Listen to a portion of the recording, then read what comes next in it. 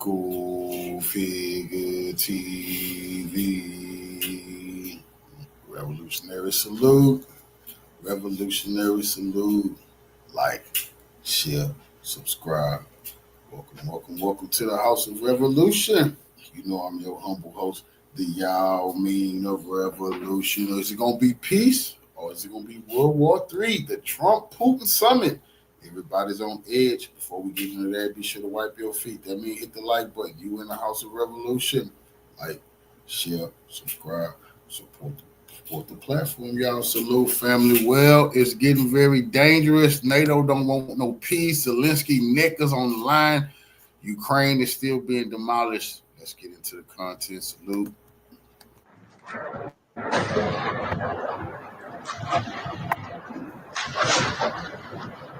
Trump-Putin summit, what the world is talking about. To advance into the strategically important frontline area towards Pokrovsk, Russian assault troops, supported by the powerful TOS-1A Solntsepiak, destroyed Zelensky's defense lines. The heavy flamethrower systems, equipped with thermobaric projectiles, terrified all enemies in their path. The Russian Ministry of Defense reported on August 11, 2025, sharing footage of the systems in action that deployed by its center group of forces. They continued to encircle the Ukrainian defense area, another step pursued by center fighters, forming a ring around the Pokrovsk-Myrnohrad agglomeration.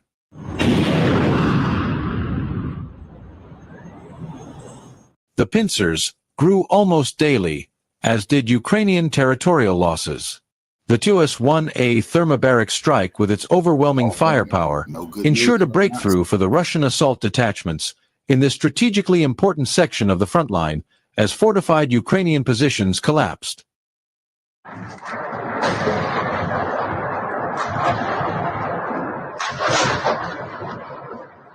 Due to this modernized heavy flamethrower systems, the enemy's capabilities were neutralized. The defensive line was breached relatively quickly as Ukraine, maintaining a layered defense, rapidly declined, accelerating the operational disintegration of this axis.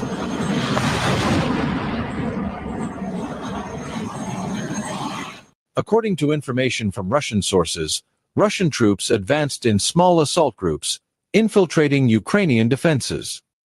They returned from Pokrovsk, where they managed to break through Kiev's defenses north of Rodinsko, on a wide front, and cut the Dobropoli-Pokrovsk highway, through which the Ukrainian garrison in the city was supplied. Attempts to halt the Russian advance have failed. Reportedly, German-Spanish Special Forces contractors from the 250th Azul Division were all killed within a month of arriving at the Ukrainian Pokrovsk front line. They arrived on July 6, and their bodies from Pokrovsk were transported to Kiev approximately 6 days ago. Ukrainian formations continue to suffer heavy and irrecoverable losses along the front, and hundreds of soldiers who fought for Zelensky are finding their final resting place every day.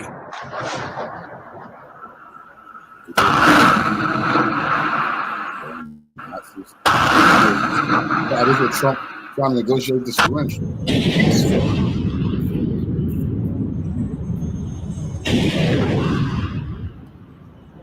They need to surrender. That's what they are going to do.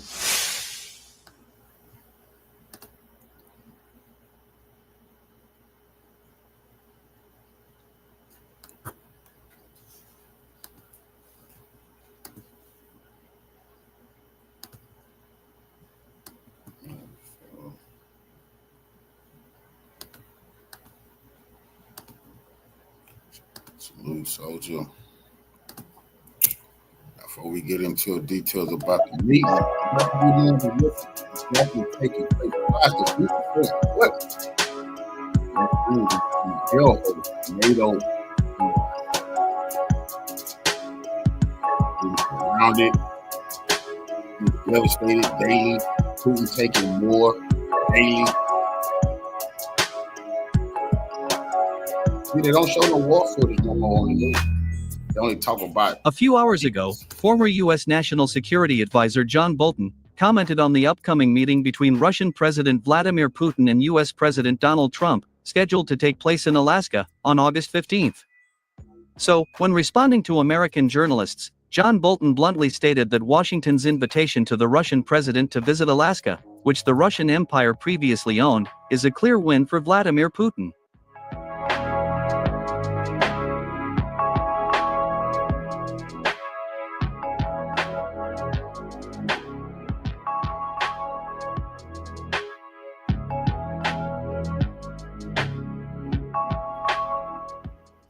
According to John Bolton, just a week ago, the United States considered Russia a rogue state.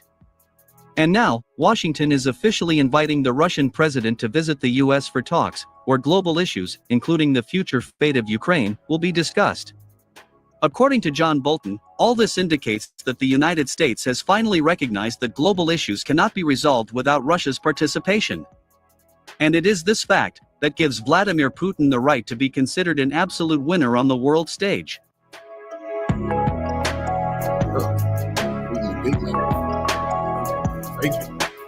There ain't no world leaders.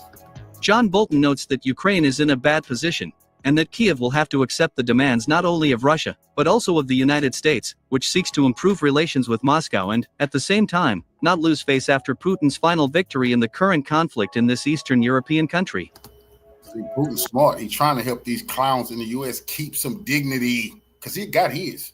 His military can't be stopped, and he's going to do exactly what he said he was going to do over there. He's trying to let the U.S. get some of their dignity back for it be total humiliation and a complete collapse of everything in Ukraine. He's trying to save, the face, because he know a reckless rabbit dog who done been humiliated like that is a very dangerous thing. He's trying to keep it from a nuclear war. But Russia absolutely ready to destroy the world. If they try anything in Alaska with Putin, which I'm not even going to speak on that because that would mean everybody going to die. But, hopefully the U.S. do the right thing. I can't see them doing that. That's why the world on edge right now. They don't know how this goes. Meanwhile, insiders in Kiev have confirmed that the head of the Kiev regime, Volodymyr Zelensky, has not been able to sleep for the last 48 hours. Hell nah, this thing can't sleep. Reports indicate that Zelensky is very annoyed and on the verge of a nervous breakdown. According to them, Zelensky demands that the leaders of France, Germany, Britain, and the president of the European Commission, Ursula von der Leyen, not allow Kiev to capitulate and sign a humiliating peace with Russia on Vladimir Putin's terms. Against this backdrop, on the morning of August 10, Ursula von der Leyen officially stated that after lengthy consultations with the leaders of European states, Europe adopted a declaration in which the EU countries, including Britain, opposed the transfer of any Ukrainian territories to Russia in exchange for a truce. According to Ursula von der Leyen, Moscow should not receive new territories, and the Russian army is obliged to stop at the current combat contact line. Furthermore, the president of the European Commission also noted that the United States should begin the negotiation process with Russia only after Putin orders a ceasefire. Europe actually is delusional, and I love seeing this because they didn't tell us how delusional Europe was. They were slave traders and genocidal maniacs, but not anymore. Now they pathetic ass kissers of the U.S. and they can't do anything without the U.S. That's been proven. They can't even fight the Russians. All of them can't even fight the Russians together. This is historical. They begging the U.S., please, the hell with the U.S. Go take care of Russia. You don't need our permission. Trump done told these people already, you don't need my permission, go fight. They can't. All that Britain and Germany and Great and France, all that's of the past. These are pathetic people who got ran out of Africa thanks to Putin and the advanced weapons. Now, Putin is trying to help the U.S. keep from being put in the same category as those clowns. Now they're saying that they refuse to have any peace without that. Shut up. Putin trying to let y'all put y'all John Hancock on this paper so the world could think that y'all actually came to y'all senses instead of just taking everything and showing the world these are failed states who historically are finished. Ursula von der Leyen also added that Zelensky must be present during the negotiations between the presidents of the United States and Russia. Thus, as you can see, these European globalists are doing everything to make the work of Donald Trump as difficult as possible, in his quest to reach an agreement with Vladimir Putin.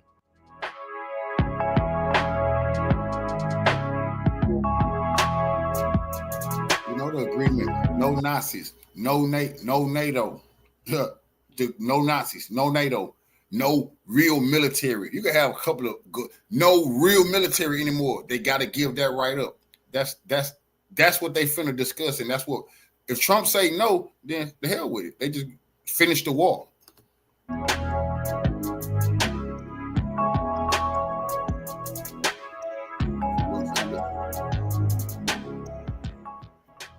By the way, the American media, citing sources in the White House, said that Volodymyr Zelensky would still visit Alaska on August 15th. Sure. However, reports indicate that the Trump administration has banned this political clown from meeting with Putin.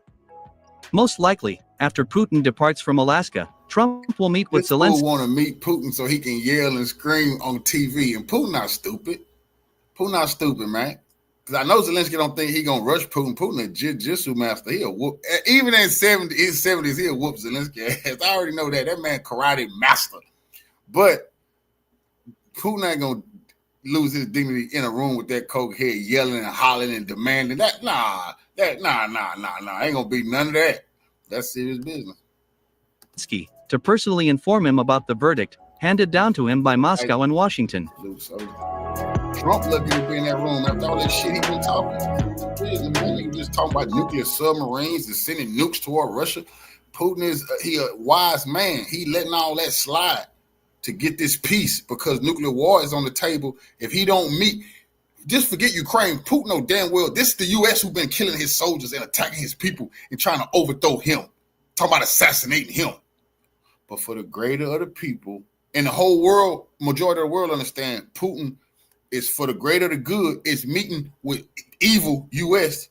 to try to come to agreement so it won't be nuclear war. It is also worth noting quite interesting statements by the German press on the eve of the historic summit between the United States and Russia. In particular, German experts from the edition Welt declared that during the upcoming negotiations, Russia will demand the creation of a demilitarized zone up to the Dnieper River. That is, in order to eliminate future threats to the national security of the Russian Federation, Moscow will take control of the entire left bank part of Ukraine. According to German experts, only in this case will the Western missiles in service with Ukraine be unable to reach Moscow and other Russian regions.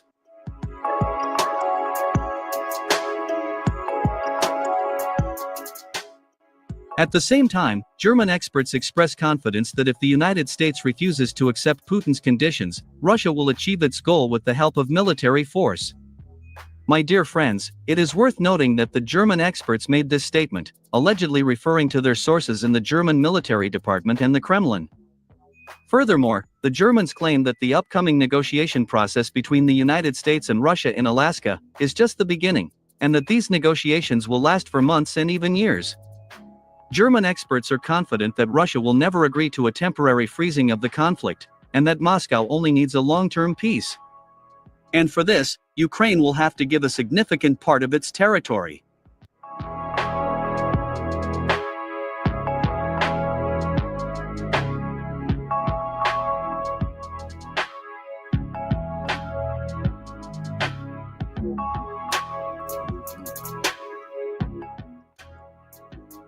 Meanwhile, on the night of August 10, Russia launched a combined missile attack on military installations of the Ukrainian army and NATO forces in the Dnipropetrovsk region.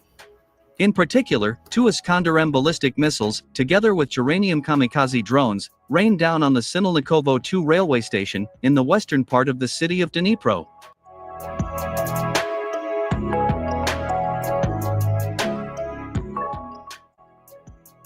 As it turned out, this missile strike was launched precisely when a NATO military train from Poland arrived there.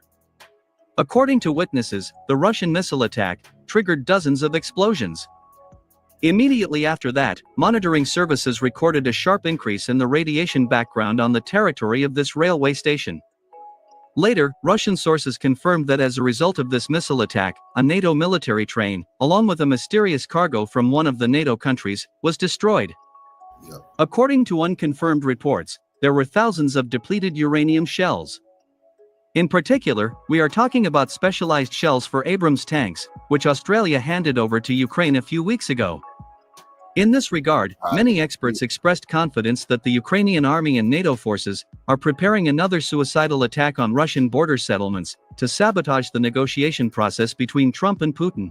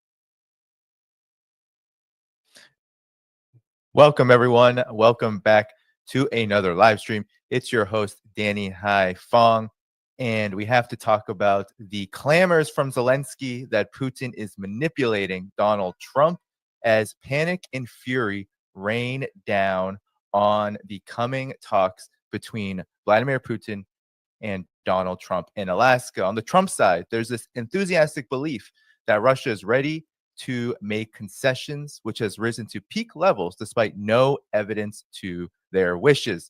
In fact, some experts are saying that Putin is ready to drive a hard bargain, replete with demands that add up to Russia's victory in the special military operation finally being recognized, and that a long process with no guarantee of success is expected. Some are worried about Putin's safety in Alaska and that this could be a trap of many kinds. But no matter what is discussed, Putin's calm silence, which has for years angered the United States and NATO, communicates clearly that Russia believes it holds all the cards. What do my guests think? Well, to discuss all of this and much more, we have former CIA analyst Larry Johnson and former Chief of Staff to the U.S. State Department and retired Army Colonel Lawrence Wilkerson joining me today. Gentlemen, thanks so much for coming on the show. Good to be with you. All right. Well, we have to talk about this Putin-Trump summit, which is getting much fanfare. There's a lot of even just fog of war around this. I want to show you what Donald Trump has been saying as early or as soon as today about these talks. Here is the first clip. I'm going to meet with him. We're going to see what the parameters are. I'm then going to call up President Zelensky and the European leaders right after the meeting. Yeah. And I'm going to tell them what kind of a deal. I'm not going to make a deal. It's not up to me to make a deal. I think a deal should be made for both. So, and then Trump goes on to say this, which I think should come as no surprise. He's been saying this for quite a while. So I'm going in to speak to Vladimir Putin, and I'm going to be telling him, you got to end this war. You got to end it. And he wasn't going to mess with me. This war would have never happened. You know, we had a discussion about it one time, and we never had that discussion again. Would have never happened. So let's start with you, Larry Johnson, to begin. What's your assessment of the situation around these talks? What's the myth and what's the reality? Trump is delusional. This is a replay of what resulted in Minsk II, only on a much larger scale. The Minsk II came about because the Ukrainians lost the Battle of Debaltseve, which is a village town right on the border between Luhansk and Donetsk. But it was the imminent defeat of the Ukrainian military. This was back in January, February of 2015. Man, Angela Merkel got on a plane, flew to Moscow, had a meeting, urgent meeting with Vladimir Putin, and convinced him to, hey, there's a peaceful way out of this, which led to the signing of the Minsk II agreement. That agreement was between the militias in Donetsk and Luhansk and the government of Ukraine. Well, we find out in 2022, Merkel basically said, fooled you.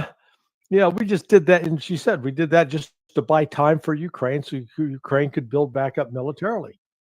And Putin admitted, yeah, I got played. I got fooled. They lied to me and I bought it. So now here we come. Remember 3 weeks ago, Donald Trump, or 2 weeks ago, it was, oh, Russia's got 50 days to get into a ceasefire. Then within 2 or 3 days, no, it's 10 days, 12 days, dramatically shortening the time. Why that happen? Because of the collapse that's underway of the Ukrainian military on the front lines. This is another debaltsable moment in which Ukraine is going to lose. And the West now understands that. Trump was told that, hence the urgency to try to have this meeting. And you can go to the meeting, but Putin's position has been very clear. There's nothing to negotiate about. It's not like Russia has a position and it's going to be willing. Oh, okay. So right now we've got Donetsk, Luhansk, Kherson, and Zaporizhia. We'll give up Zaporizhia and Kherson if you'll pull all your troops out of Donetsk and Luhansk. No, that kind of deal is not going to happen.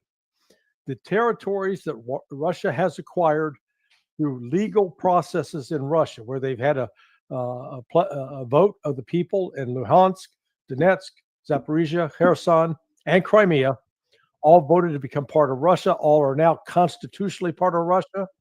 And Vladimir Putin has zero power to be able to give any of that up. So there's not going to be territorial concessions.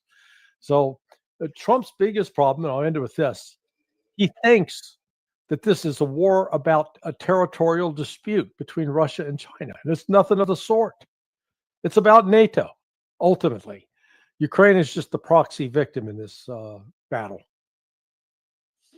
Yeah, and Colonel Wilkerson, we're hearing a lot about land swaps, and so anything you want to react to what Larry said, but I want to play quickly what Lindsey Graham said. But this has been said by basically everyone from Donald Trump, J.D. Vance. They talk about land swaps. Here is just a short clip of how Lindsey Graham, the neocon, is interpreting this meeting.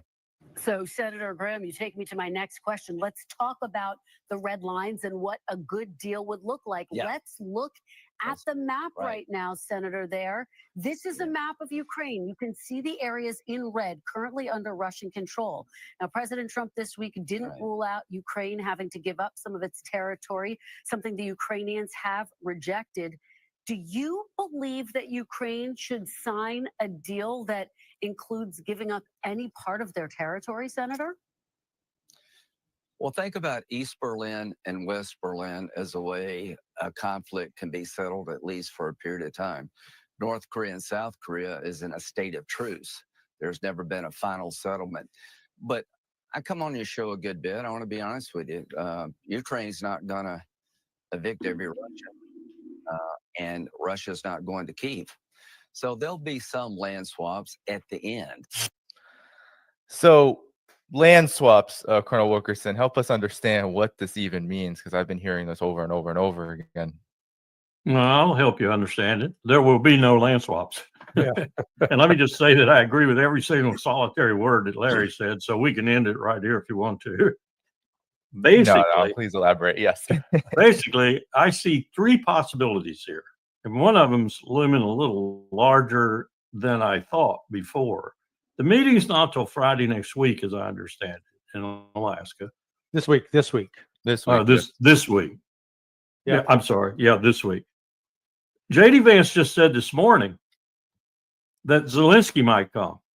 Okay, so if they need an excuse, this is one probability. I think it's got about a 20% chance of coming true, maybe a little higher. They'll cancel it, and we won't have the meeting, and Zelensky not being able to come will be the reason they give. But the real reason will be because they have finally, maybe even exercised the process with a little supervision from Rubio or whomever would do it and convince Trump that this is a disaster. That's one probability. Second probability is that Trump will go and Putin will go and they'll meet in Alaska And what they really want to talk about, I think, is a new European security architecture and a resumption of the START treaty and going from there into much better nuclear control. But they won't do that. They'll get hung up in what are the details Larry just discussed very well. And Trump won't see any way, fashion, or form that he can come out of that meeting and spin it in any way that he won or that he even broke even. And so then we will have a worse kind of brouhaha in the Trump administration than we're having right now over the Epstein business. And then the third possibility is that, and I give that a 50%.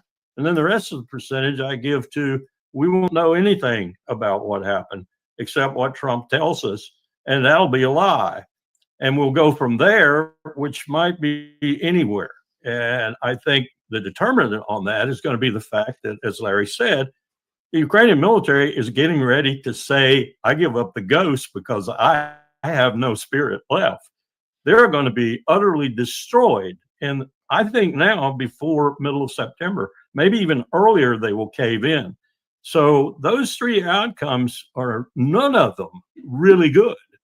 But I think that's the kind of prospects we're looking at right now. And I don't put anything past the Trump administration in the way it spins this when it does come out, if there is, in fact, a meeting. Yeah, let me just toss in that the expectations for this have been set so high. Yes. Yeah, with and this is akin to like the arranged marriage. You promise that you're going to get this beautiful woman, and you open the door, and there's Jabba the Hutt dressed up in a wedding dress. Okay. I love your images. Oh my God! So yeah, I agree with Colonel Wilkerson's laying out the prospects there, and I think there's going to be a lot of disappointment. I mean, it'd be great if they came out and said, "Yep, we got a deal. Ukraine's going to withdraw its troops, and then we're going to, and once they withdraw the troops, we'll have a ceasefire, and then we'll sit down and talk." But I think that's highly unlikely. Yeah.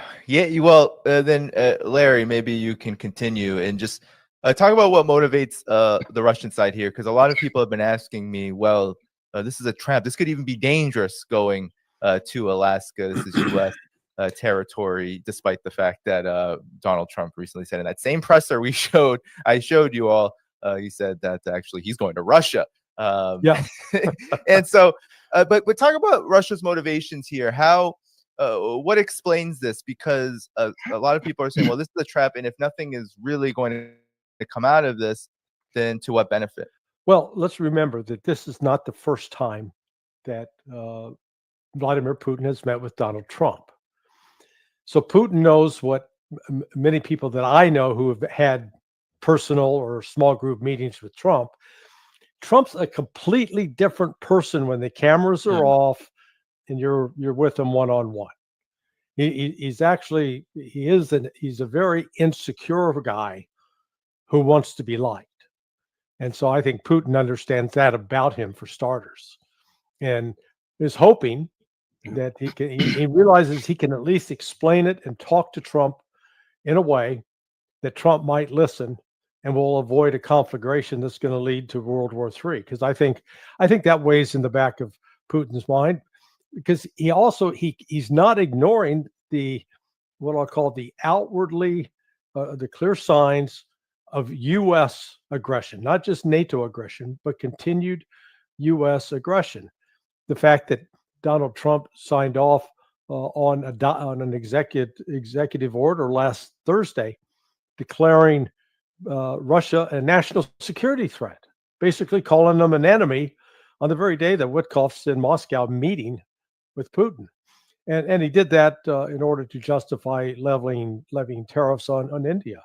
Then the next day, host this peace agreement with Armenia and Azerbaijan, but there are reports that there are secret codicils to that agreement that is going to result in invitations to Armenia and Azerbaijan to join NATO. So again, the U.S. is still embarked on this effort to surround Russia with NATO countries and to weaken and destroy Russia.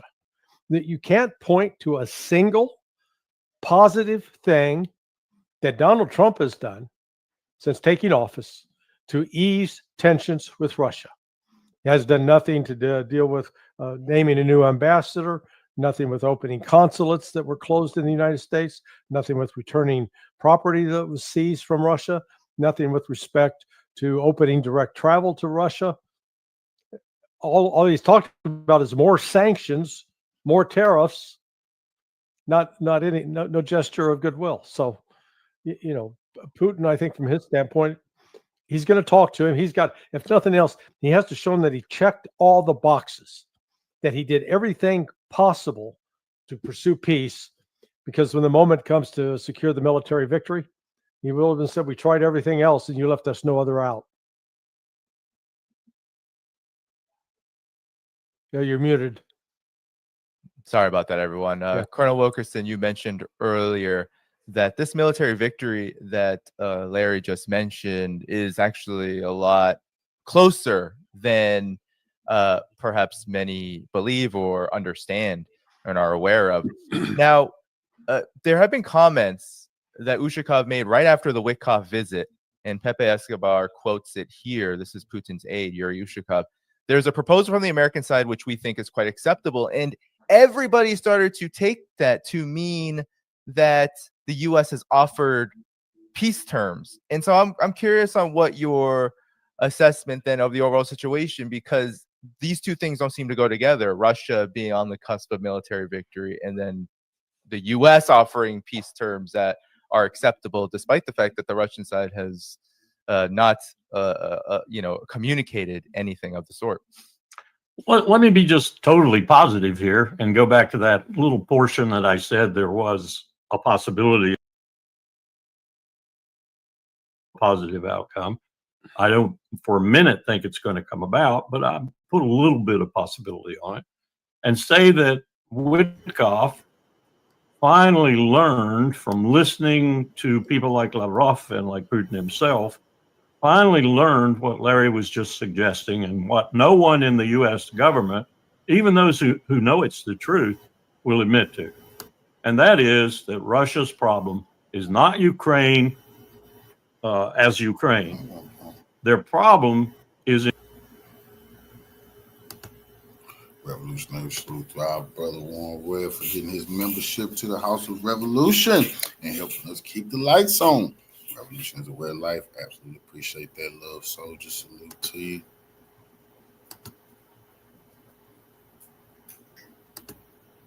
is encroachment on their sphere of influence in an existential manner. That is the fundamental problem. And as long as NATO has expanded and continues, as Larry pointed out, with every indication that it's going to continue expanding, they are still trying to overthrow the government in Georgia, for example. There's Armenia. There's other prospects like the General Donahue talking about Kaliningrad and so forth. There are all manner of threats that justify what Putin is feeling and what I suspect most Russians are feeling, including those in the Duma. So if Witkoff got a hint of that from his discussions with Putin, 3+ hours, and came back and communicated it in a clear, distinct way to Donald Trump, and Donald Trump now has at least a different interpretation of what Russia's motivations are than he had before. I don't think he had a clue before, really. He was just using it as a political tool. I will end the war in 24 hours. That was all he was doing. But if he's got some kind of inkling of the seriousness of this situation right now, and given his stated preference for doing something about the expiring last vestige of nuclear treaty start in February of 26, then maybe he's going to take a different attitude into this meeting. That puts me in that little 20% or so I said might be a positive outcome.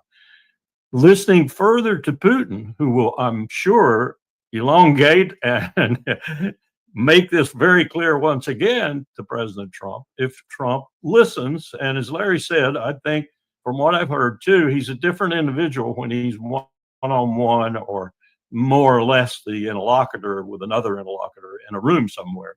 He's better. If he listens to this and he comes out of the meeting with at least that kind of knowledge and works from that kind of knowledge from this point on and defies some of the neocons and others in his administration or behind his administration who wish otherwise, then we could have a whole different deal here.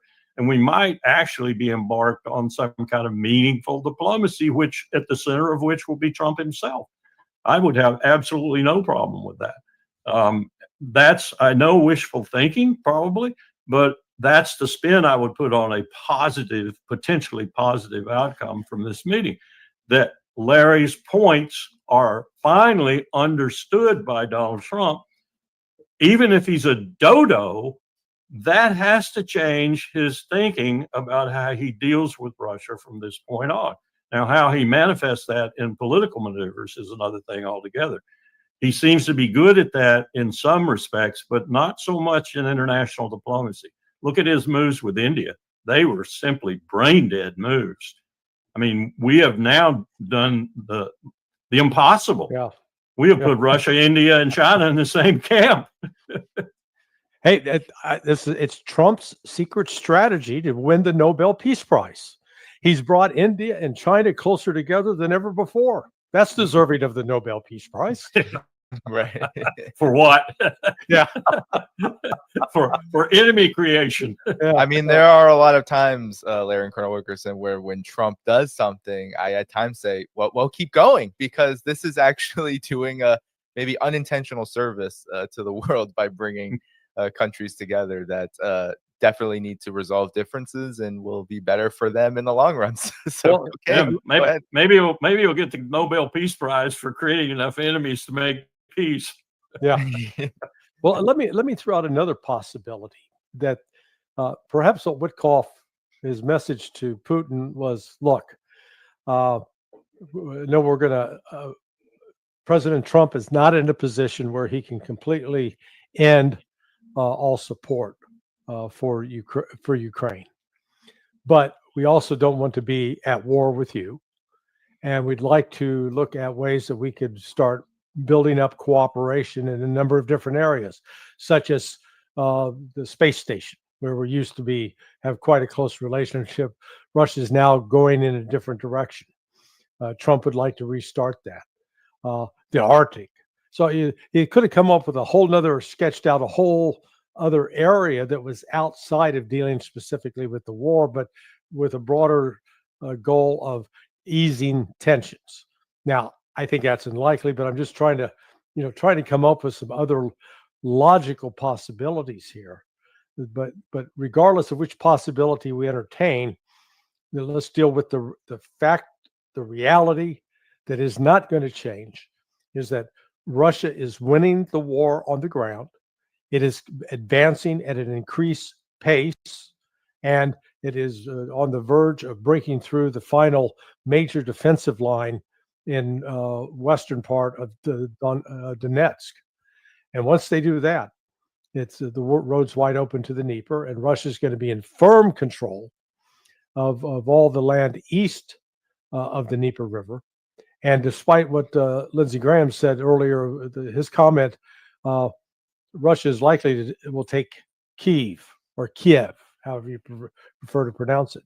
I don't think they're going to stop this until they take back Odessa. So this is to the extent that Putin's willing to meet with Trump, serves Putin's foreign policy interests with India, with China. Revolutionary salute to our brother Warren Webb for the donation to the war chest. Revolution is well life, brother. I absolutely appreciate the love and help me keep the lights on. At the House of Revolution. Salute to you. With Brazil, where those countries are always, you need to negotiate. And he can say, look, I sat down. I did everything we possibly could. I sat down with the guy that tried to have me killed the end of May. Absolutely. I sat down with the guy that helped the Ukrainians plan an attack on all my strategic nuclear bombers.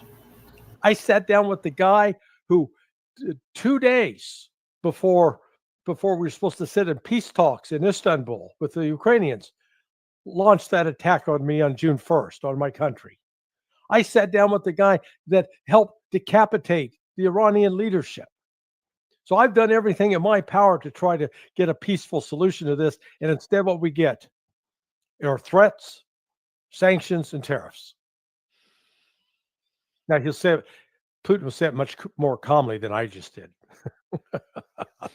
Yeah, and then I want both of your comments first to Colonel Wilkerson on then what would Russia actually accept in any kind of peace agreement? Because there are many now who are believing that major concessions from Russia are possible. However, the Wall Street Journal reported right after Steve Witkoff's meeting with Vladimir Putin that Putin told Witkoff, the U.S., he'll halt the war in exchange for eastern Ukraine. And I'll just scroll down. It said Putin told Witkoff he would agree to a complete ceasefire if Ukraine agreed to withdraw forces from all of Ukraine's eastern Donetsk region, according to officials briefed on the call. Russia would then control Donetsk and Lugansk, as well as the Crimea Peninsula. So what are exactly the terms then that Russia would accept? Will they change at all? Oh, sorry. I think the basic terms are that one and no NATO membership ever. I think those two things are irreconcilable with Russia's interest. And you could play around the edges of those, but you can't take those two things away. And that's what Trump is going to have to deal with. I went back and looked over some of my U.S. Pacific Command papers that we developed during the time we were looking at, it was right around the time the Russians had invaded Afghanistan, and we had this, typical military feeling that Russia did not really want to linger in Afghanistan. What they wanted was to clean their backyard up, if you will, as they plunged on down and tried to get a warm water port around Chabahar, Bandar Abbas, somewhere on the Persian Gulf, on the northern Indian Ocean, the Sea of Oman. And we were preparing war plans actually to fight the Soviets then in the Zagros Mountains. We were building tank traps in those mountains in the passes. It's really tough terrain. Cross compartment it's almost impossible to move in that region without getting your ass blown off. So we were planning for that.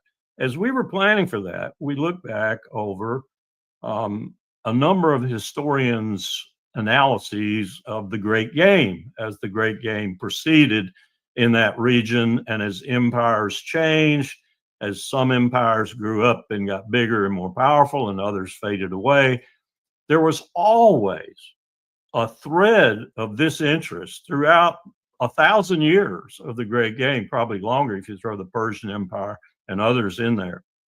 And one of the things we noticed as a constant for the growing Russian Empire was the focus on the Black Sea. That was always something that Russia wanted to control. And I think Larry's right that Odessa is key to that. And I don't think they're going to stop until they take Odessa. So that's another fly you've got to throw into this, if you will, that I don't think Russia's going to give up on. I think the military in Russia, the Navy alone, will make that very difficult for Putin to give up on. And I would too. If I were in charge of the Russian Navy, I'd want Odessa. Same question to you, Larry. Well, the number one, this notion that he can trade territory, give up territory. No, he can't. Yeah. When the vote took place in September of 2022 in the four former oblasts of Ukraine, and they all voted to join the Russian Republic, the Russian Federation. Then the moment that was accepted by the Duma, it became part of Russia's constitution. So, Putin might as well go and say, okay, yeah, I'll give up half the moon to you. He's got as much authority to do that as he does to give up any of that territory, which means zero. So he's not giving up territory. And Witkoff obviously misunderstood, highly likely, or making something up. Russia's demands go back to the treaty that was submitted, the draft treaty that Putin submitted to Joe Biden in December of 2021, and the United States then rejected in January of 2022. And that almost is entirely concerned with NATO, the expansion of NATO, and removing NATO from Russia's borders. Russia is not going to continue to allow NATO to present a threat to it. And if Azerbaijan and Armenia are stupid enough to try to join, Russia will give them the Ukraine treatment. Only they don't have 40 million people. Armenia is like 6 million, and Azerbaijan's 8 to 9 million. Please. Be more like the South Ossetia Abkhazia treatment. Yeah, exactly right. Exactly right. So, getting rid of NATO, the denazification is a critical element, which means there's got to be new elections, and the elections have got to allow all the different parties that have been now excluded or banned back in to have a voice. So, and Russia is under no pressure to make concessions. I mean, what is it that the United States can do? Oh, we'll give you $300 billion back. Well, yeah, Russia would like its $300 billion back that has been confiscated, but it doesn't need it. It's not saying, God, if we don't get that, we're not going to be able to eat tomorrow, or we won't be able to have fuel for our car.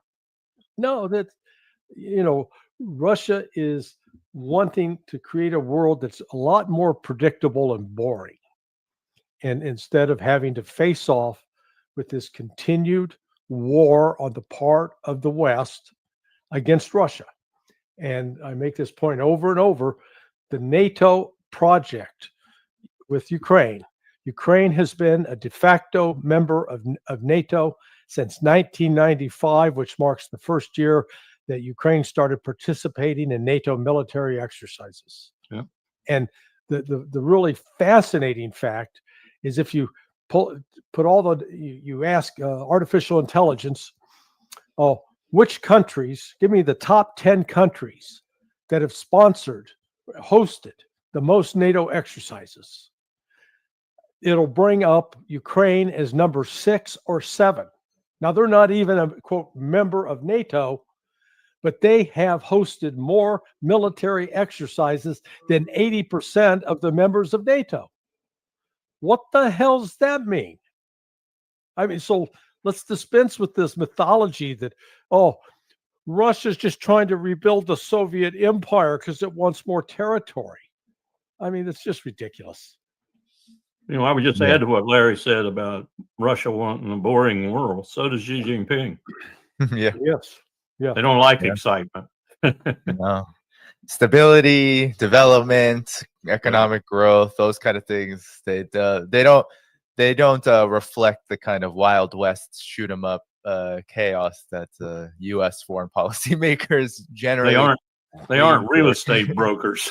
Yeah. Yeah, that too. New York real estate brokers. That too. Well, let's get to this other side then. And maybe we can start with you again, Larry, just to talk about the Zelensky and NATO side. First, this is how NATO General Secretary Mark Rutte, how he is reacting to the fact that the U.S. and Russia are talking again. Joining us now from The Hague is NATO Secretary General Mark Rutte. Mr. Secretary General, thank you for joining us. Let me just ask you the big question. What do you expect to come out of this Trump-Putin summit? Well, first, John, thank you for having me on the program. And I think it is important that the meeting takes place next Friday. President Trump broke the deadlock with Putin in February. That was very important. He was the one delivering the big success at the NATO summit, the 5% spending commitment in June, one of the biggest foreign policy successes of the US in the last couple of years. And of course, only a couple of weeks ago, he decided to, again, open the floodgates of lethal support into Ukraine and to put secondary sanctions on countries like India. So he clearly is putting pressure on Putin. Next Friday will be important because it will be about testing Putin, how serious he is on bringing this terrible war to an end. Testing Putin is what these talks are all about. And we've heard that all across Europe. And we also have Zelensky in a kind of panic, which is interesting. Putin will fool Trump while Ukrainians are wary about these talks. Zelensky has been saying all across the media, on his social media, that Putin is manipulating him, manipulating Donald Trump into all of this. So quickly, how about we begin with you again, Larry? Just your initial thoughts on the NATO and Ukraine reaction to all of this, because on the one hand, we have this kind of panic and anger that these talks are occurring at all, but on the other, we have signals from the Trump administration that they are not necessarily against, despite some hostile words toward Europe, involving them in the process. Hell, even Zelensky may be showing up unannounced to these talks, either these or some in the near future. I was disappointed in Jonathan Karl because I thought when he was going to ask the question would have been, "Hey, Ruta, who's your daddy? Huh? Who's your daddy?" Yeah, I mean, that whole segment was, wow, that is what you call a butt kissing, to put it PR style. The level of sycophancy we have seen on behalf of the Europeans. I mean, the last time I saw that much genuflection, people down on their knees, I was at a Catholic wedding. Okay, lots of up and down. They have no leverage. I mean, Europe can talk all the trash they want, but they can't produce artillery shells. They can't produce tanks. They can't produce any decent. They've yet to produce a hypersonic missile, not even in the ballgame. They don't have the manpower of the military. They don't have an industrial base to sustain a war. And then the big plan on the table is, they're going to buy the weapons from the United States and sell them to Ukraine, with not clear where Ukraine's going to get that money. But the U.S. said, sure, no problem. We're happy to sell it to them. Most of the stuff should be ready and I'm not making this up, 7 years. If they're lucky. If we're lucky. So, Zelensky's going to be unhappy. Hey, too bad. Reality is coming. There comes that moment where no matter how much you want to believe that you can jump off a 50-story building and land on your feet without a parachute, if you try it, the gravity takes over and reality meets you at the ground, and it's not a pretty picture. Yeah, to you, Colonel Wilkerson. Well, I thought Jens Stoltenberg was a puppet. I think Mark Rutte is working to outperform him and win the Oscar. I watched him increasingly become that. He started out pretty much on that track, but of late he has become nothing but that. He reminds me of Tony Blair when George W. Bush had him by the tail, leading him around with regard to Iraq. And Blair even went back to England and said Saddam Hussein could hit London in 45 minutes with a missile. We even sat back in our seats. Where did Prime Minister Blair get that? Well, that's Rutte. He's become our vassal. And to a certain extent, and this is going to change, as I've said many times, because the people are going to get thrown out. They're going to get thrown out from Starmer to Macron to Meretz. All of them are going to get thrown out. The question is who's going to replace them and what's it going to do to Europe when it happens, because these aren't going to be happy people who throw them out. One of my German friends told me the other day that they should never have reunified. I said, you're kidding. Oh, no, it was much better when we were in Bonn. This is terrible. Germany is going to hell. And we have no idea what's on the political horizon, but we all know it's dangerous and bad. I think she's right. I think we've got a real problem brewing. And the problem is exacerbated by people like the one you just heard from, Mark Rutte. They simply don't understand reality. As Larry said, they don't understand the situation with Russia either. Or if they do, they are lying through their political teeth. And that's extremely dangerous too. Yeah. I want your assessment on this divide, because we hear it a lot regarding Europe, NATO, and the Trump administration. How real is this? Because I want to show what JD Vance, and we've been hearing this over and over again about how this conflict is going to change. Well, we are talking here about the potential of peace talks bearing any kind of fruit. This is the kind of narrative we're hearing about how the Trump administration may want to just change the look of this conflict. Here's JD Vance on Fox News. Feel that the current state of affairs improve that, whereas the U.S. will sell weapons to NATO countries and they will go ahead and send the weapons? Well, two things on that. First of all, I think the reason that we reached this decisive moment, a real change in where we were, is because the president was willing to apply some significant pressure and actually say, if you don't come to the table, the American people, we're not going to get involved in this war directly. We have a lot of economic points of leverage. We're willing to use those to bring about peace. And that was a big thing that happened. To your point about weapons, what we said to the Europeans is simply, first of all, is in your neck of the woods. This is in your back door.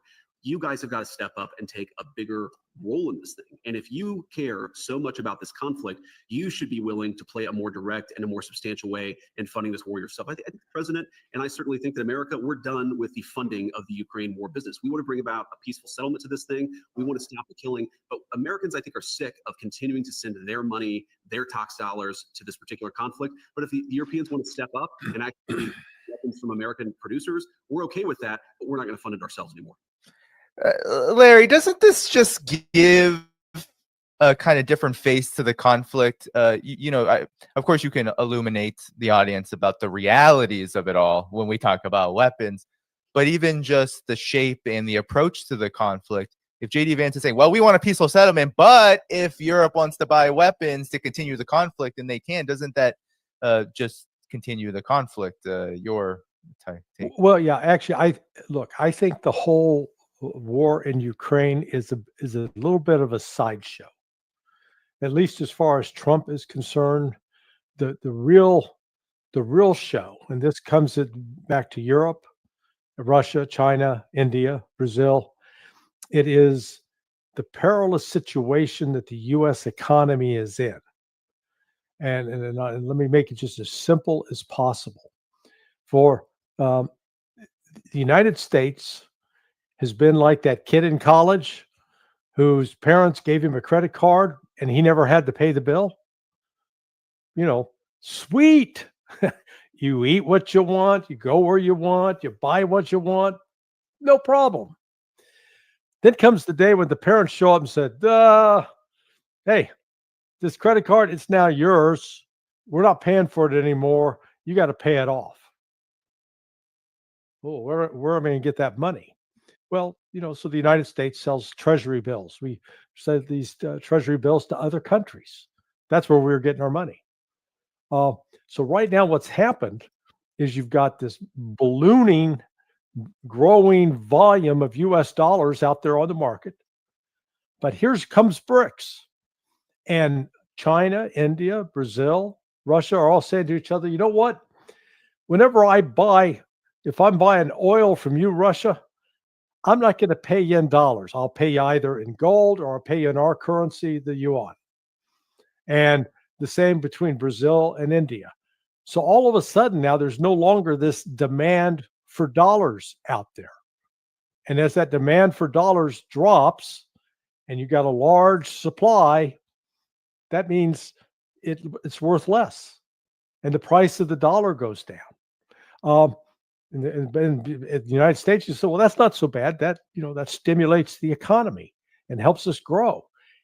Except we also got to pay off those debts overseas. And with a weak dollar, we're having to pay a lot more money, which is why, Trump is trying to get the interest rates down, the Fed to lower the interest rates. I mean, it all sounds contradictory, but what you got is a situation where the debt is so large in the United States, and the means to pay that debt off is shrinking, not growing. And at some point, it's going to tear it apart. That's why Trump is doing some of this crazy tariff stuff, because as Colonel Wilkerson pointed out, these are not the kind of actions that endear you to these other countries. Just look at Switzerland. I had an interview earlier today with a fellow based in Switzerland, and he was saying the Swiss they're actually now talking among themselves, saying, you know what? Maybe we ought to start trading back with Russia. We didn't have these problems with Russia, and the United States hits Switzerland with tariffs. Now, if I asked you to say, let's make a list. What are the exports that Switzerland sends to the United States that, I said, well, hot chocolate,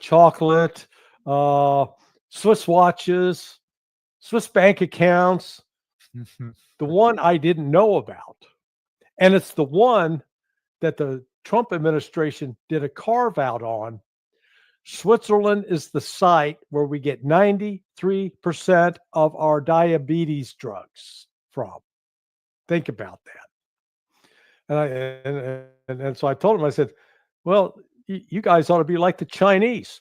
Chinese cut off rare earths and magnets. That got the U.S. Defense Department's attention. I said, you cut off the diabetes stuff, Americans are going to die by the thousands, tens of thousands. So, but what has Trump accomplished out of this? He's irritated the Swiss, but it's like he doesn't care about the bilateral relationship. It is about trying to fix this economic mess. And in his efforts to fix it, as Colonel Wilkerson also pointed out earlier, instead of making BRICS weaker, he's made it stronger, hence hastening the end of dollar hegemony. I mean, so that's why I say Ukraine's a bit of a sideshow in this. It's theater for television, but the real war that's going on, it's an economic war, and the United States is getting his ass kicked. Danny, we had coffee in a little coffee shop down in Falls Church this morning. Falls Church is one of the richest little cities in America. We have Grumman, we have Lockheed, we have RTX, we have the highest number of PhDs, the highest number of masters, and the highest number of undergraduates in any little city incorporated in America.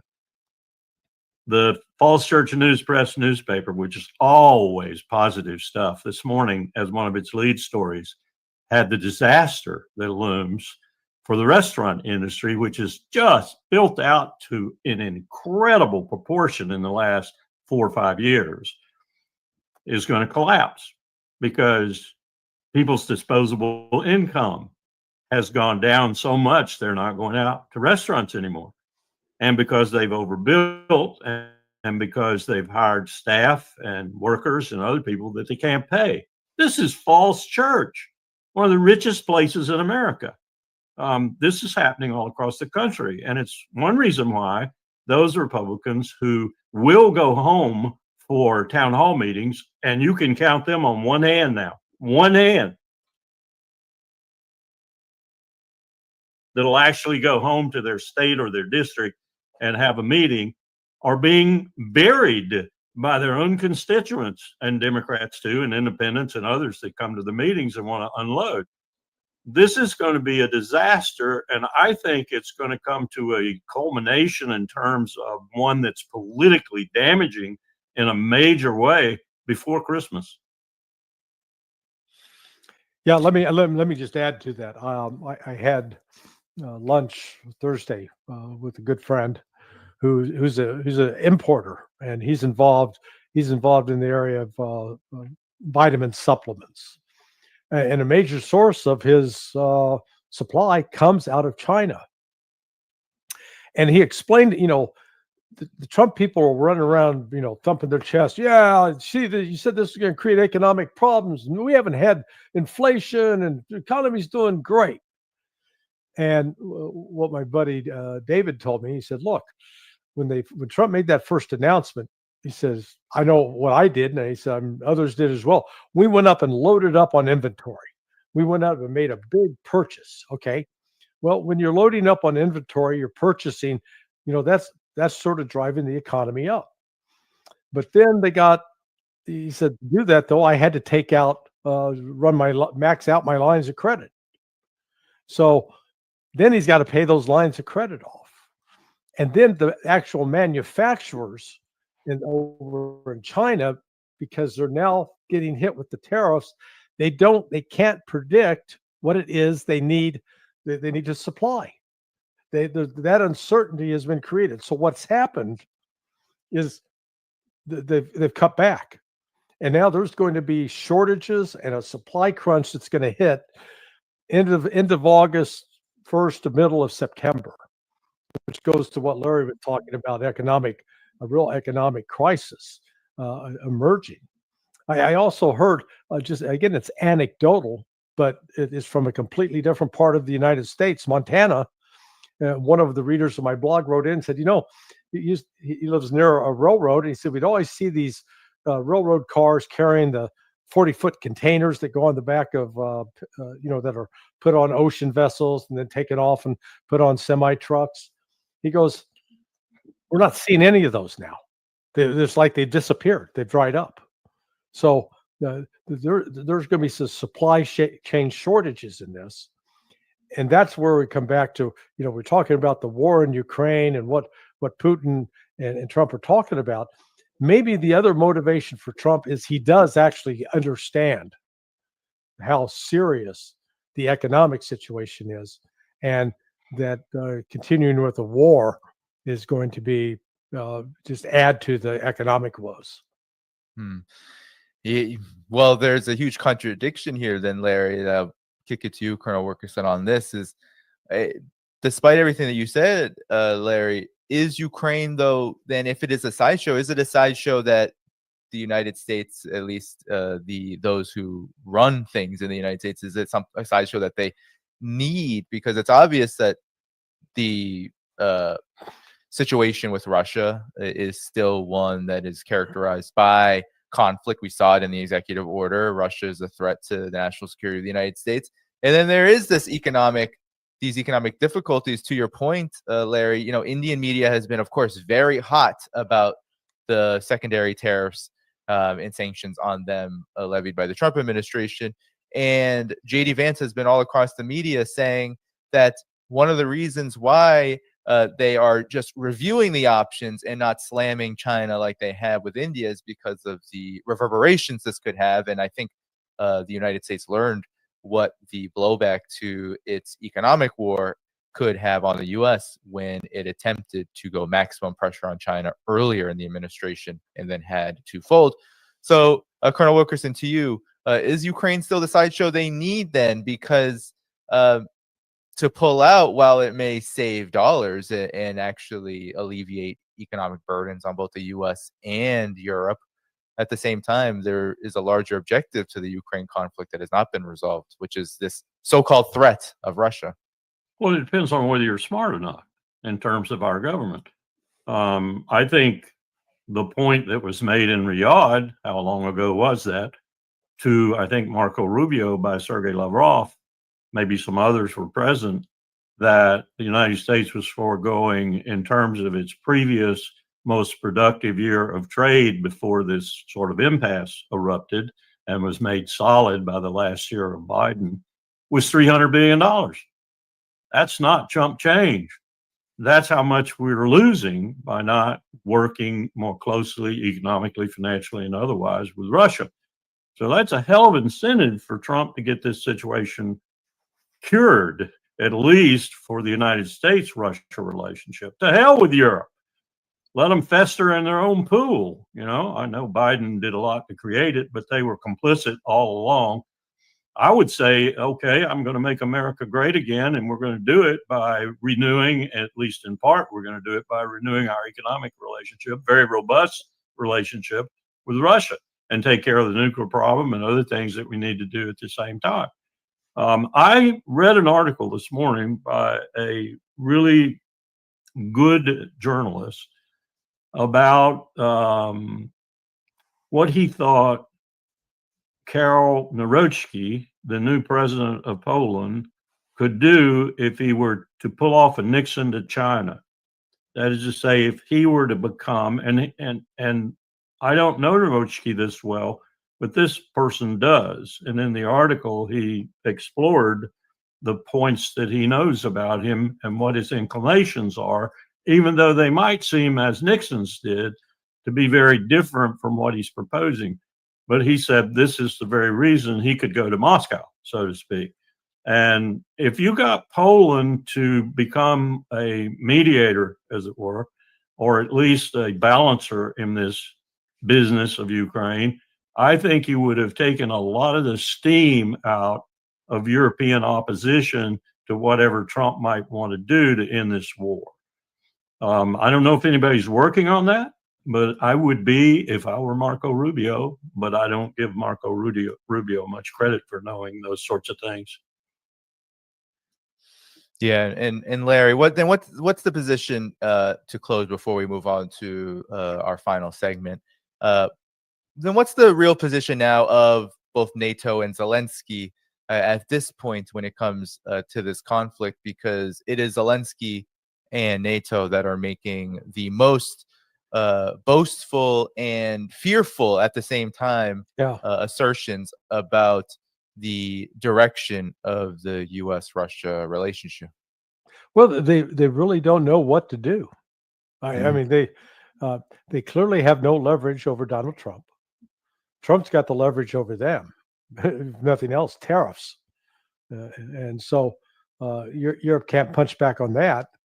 Hence the obsequious behavior by the likes of at least Germany and Starmer in the UK, but and von der Leyen, of course. So they,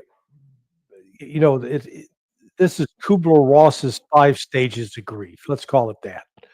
And the first stage is denial. That's where they're at. Their denial. The next stage will be bargaining. But Europe doesn't have anything it can do practically, doesn't have military force, doesn't have a military industry to speak of, doesn't have vast natural resources it can draw upon. And they're actually in economic trouble, right? They're already in recession. They're not calling it that, but nobody's economy, neither England, France, or Germany's economy is growing right now. They're completely stalled. And that's not going to get better. That's going to get worse as time goes on. So Zelensky,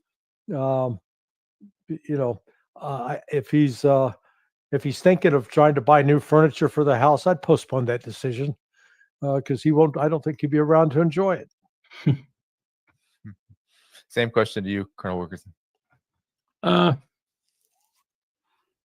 think Larry's right. I don't see an attempt in Europe to get its house in order in a way that would be conducive to future relations in Europe. And I have to include in that the 140 some odd million Russians. And that's, of course, the fly in the ointment. And Belarusia too. You're not going to get peace in Europe, as it were. You're not going to get a situation that's sustainable in Europe in terms of no war. And you're going to get the opposite. I think if we keep going down this road, you're going to get World War III. Unless you can achieve some kind of accommodation, some kind of reconciliation, if you will, with Russia. And that's what this is all about. That's what the meeting in Alaska, I hope, is all about. I hope Trump is aware of all this and going to start the process. As I said, the percentages are low, but I can always hope. And I go back to what I said about the president of Poland. There are people who are under the influence, perhaps, of others, like Slovakia, like Hungary, and the talks that they're having amongst themselves that are beginning to realize, if they haven't realized all along, like Hungary, for different reasons perhaps, but I don't care as long as they want a better relationship with Russia, that is absolutely key to Europe's future. And without that kind of rapprochement, reconciliation, whatever you want to call it, their future is really dire indeed. That 5% of GDP for defense, that buying from the United States, who can't even make things fast enough to supply its own forces, let alone Europe and Israel too.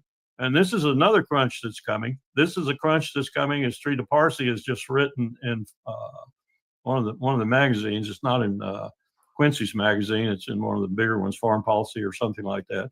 that we're going to have a war. We're going to have another war, and that he's going to start it, and he's going to have full expectations that Trump is going to enter it with him, and that we're going to finally get regime change in Iran. I got news for him: we aren't going to get any of that. We may get Trump entering the war for a brief time, but we aren't going to get regime change. What we're going to get is the destruction of Israel. So this guy has got a lot on his plate right now, and the empire has a lot on its plate, and the empire is not looking like it has a spoon, a fork, and a knife. The empire finished. Yeah, and you brought up this comment, this word, Larry, denial, and it ain't just a river in Egypt.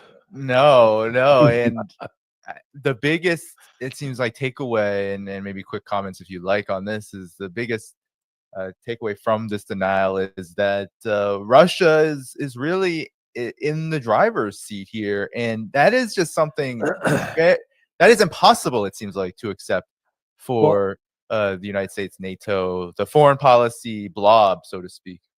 Yeah, I don't blame Trump for this, because based upon the latest article from Cy Hirsch, in which he quotes at length this intelligence community official, is one of his sources, and I fully, Cy's not making up sources, so and he's got people throughout government that are experienced that will talk to it.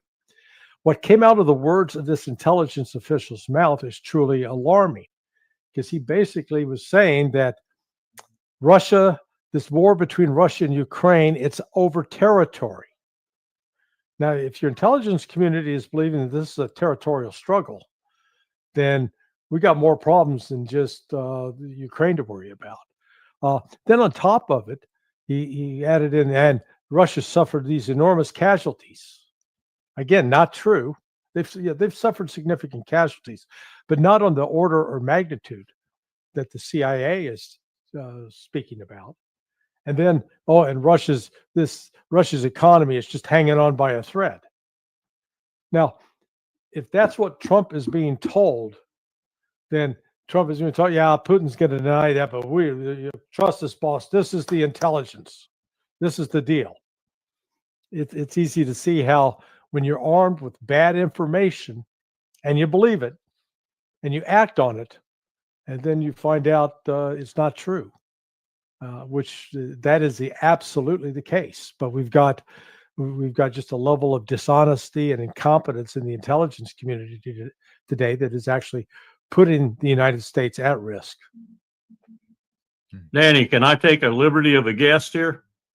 Sure. I want to ask Larry a question. All right. I just went over with another individual who is fairly knowledgeable about this. I wanted to check some data about how Bob Gates and Casey essentially thwarted the real Sovietologists in the CIA and presented Reagan with the intelligence he needed for his buildup. It wasn't the real intelligence. In fact, the real Sovietologists in the CIA were saying, going to collapse in another 6 to 8 years, going to fall apart, which it, of course, did. Yeah. What happened there, I think it's fair to say, is Bob and Casey and the president, of course, with his needs, really ruined the product of the CIA, which should have been coming up to the president. Is that happening now? Are there people in the CIA who know the truth? Yeah, there are some. Yeah, exactly. And look, I had firsthand experience with Gates. So I was in the Office of Africa Latin American Affairs, and we actually had the South African analyst at the time was a guy named John Reed, not the John Reed of Soviet, the early days of the Soviet Union, but the question came back from the White House, wanting to know, was Nelson Mandela a communist? And Reed had written up the answer, noting, well, he is associated, has friends with these people who are known communists and this and that. But the bottom line was Nelson Mandela is not a communist. And Bob Gates changed only one word in his assessment, took out the word not. And Reed had a knockdown drag out and was actually going to quit. And so Gates relented, but it showed you that at the time, Gates was willing to cook the intelligence to give the White House the message they wanted to hear. So is that happening today?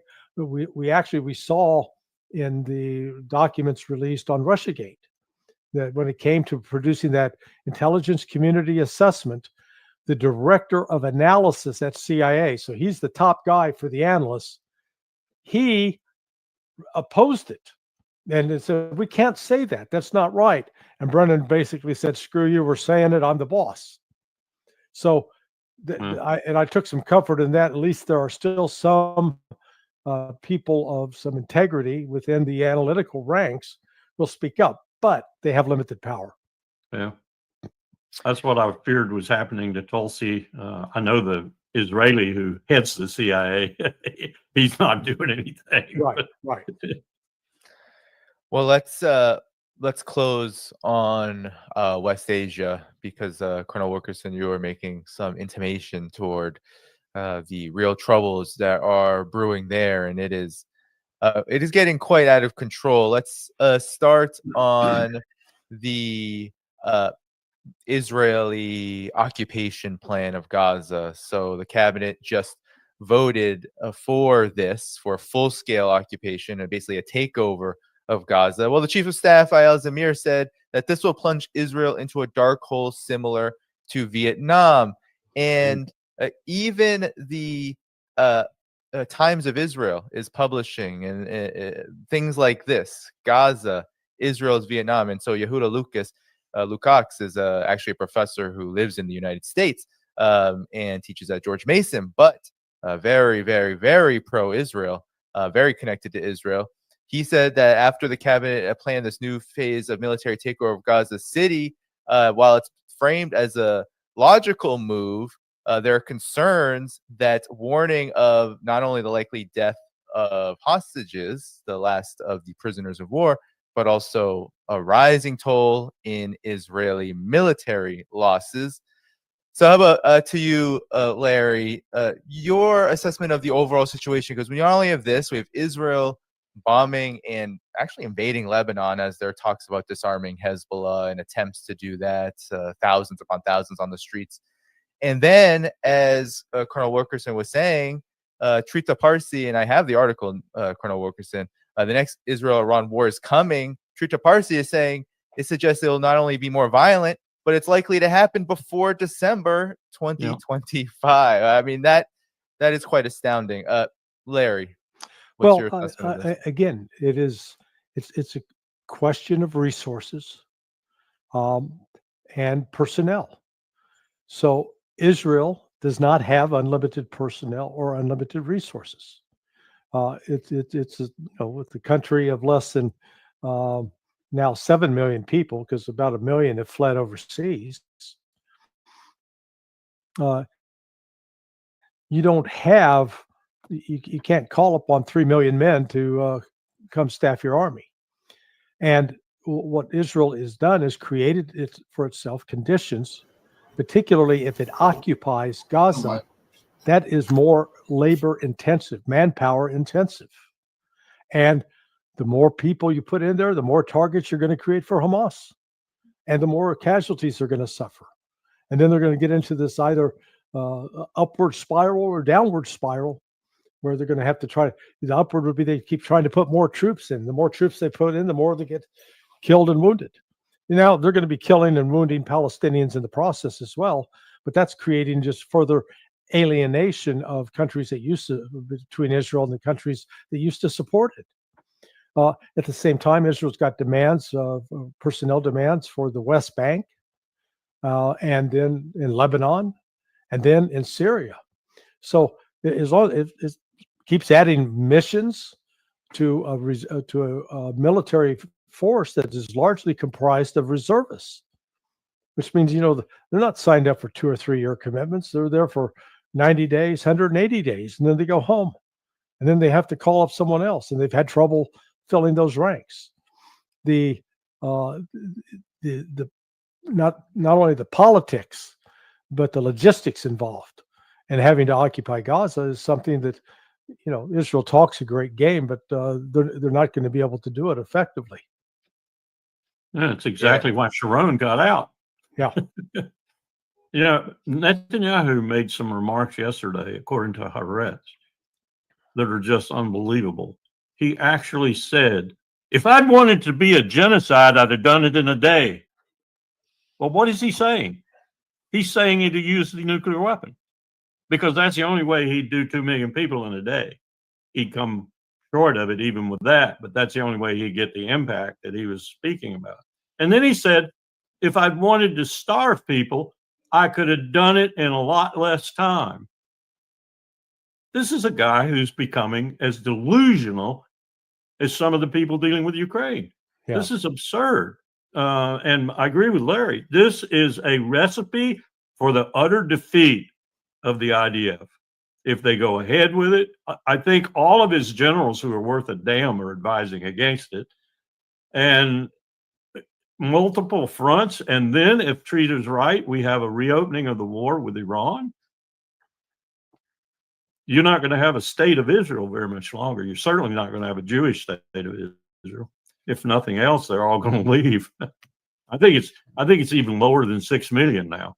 Yeah, maybe from what I'm hearing. Right. People are just leaving. Yeah, well, you have Israel killing journalists, targeting Al Jazeera journalists. Of course, no clamor from or response from Qatar on any of that. That's a whole other story. But and of course you have the horrific. I mean, the airdrops that are killing Palestinians, the GHF and Israel, Israeli military killing Palestinians there. It is getting unbearable on the humanitarian sense. But there's also a big problem that both of you have already mentioned, but I just want to pull up. Responsible Statecraft wrote this: U.S. missile depletion from Houthi, Ansarallah, Yemen, and Israel-Iran war conflicts may shock you. I'm just going to scroll down because you two are much more experts on what all of this means in the end. But it says, all told, with expenditures in the Red Sea and Israel, we could be looking at a 3% decrease in SM2s, 33% decrease in SM3s, 17% decrease in SM6 in U.S. stockpiles since 2023, with a huge cost of $1.8 billion. And that could have easily doubled if they're taking estimates by the end of June 2025. And this is, mind you, just talking about the very short interim period of war, the U.S. war on Ansarallah, the Houthis, which lasted a matter of months, and then, of course, just the 12 days between Israel and Iran. So your reaction to this, Larry? Well, we've adopted the Nazi Germany industrial model. Germany made some incredibly sophisticated tanks. I guess the Panther was one of these massive beasts. Yeah. Problem, it took like 6 to 8 months to build one. Russia, by the Soviet Union at the time, like the United States. The United States had the Sherman. The Soviets had the T-34. T-34 was a superior tank to the Sherman. They could crank several of those out a day.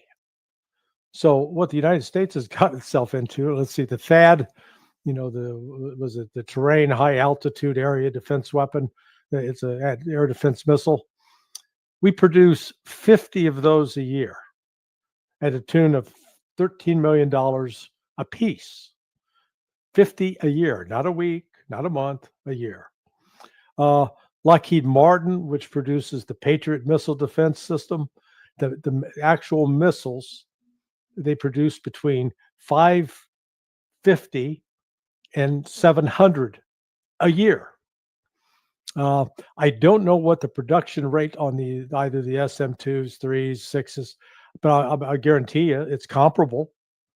And people say, well, 500's a lot. Oh, really? Well, when you start doing the math with the Patriot or with the THAAD, with the THAAD, you're firing 2 missiles to bring down one inbound ballistic missile or drone. And with the Patriot, usually you fire 2 to 4.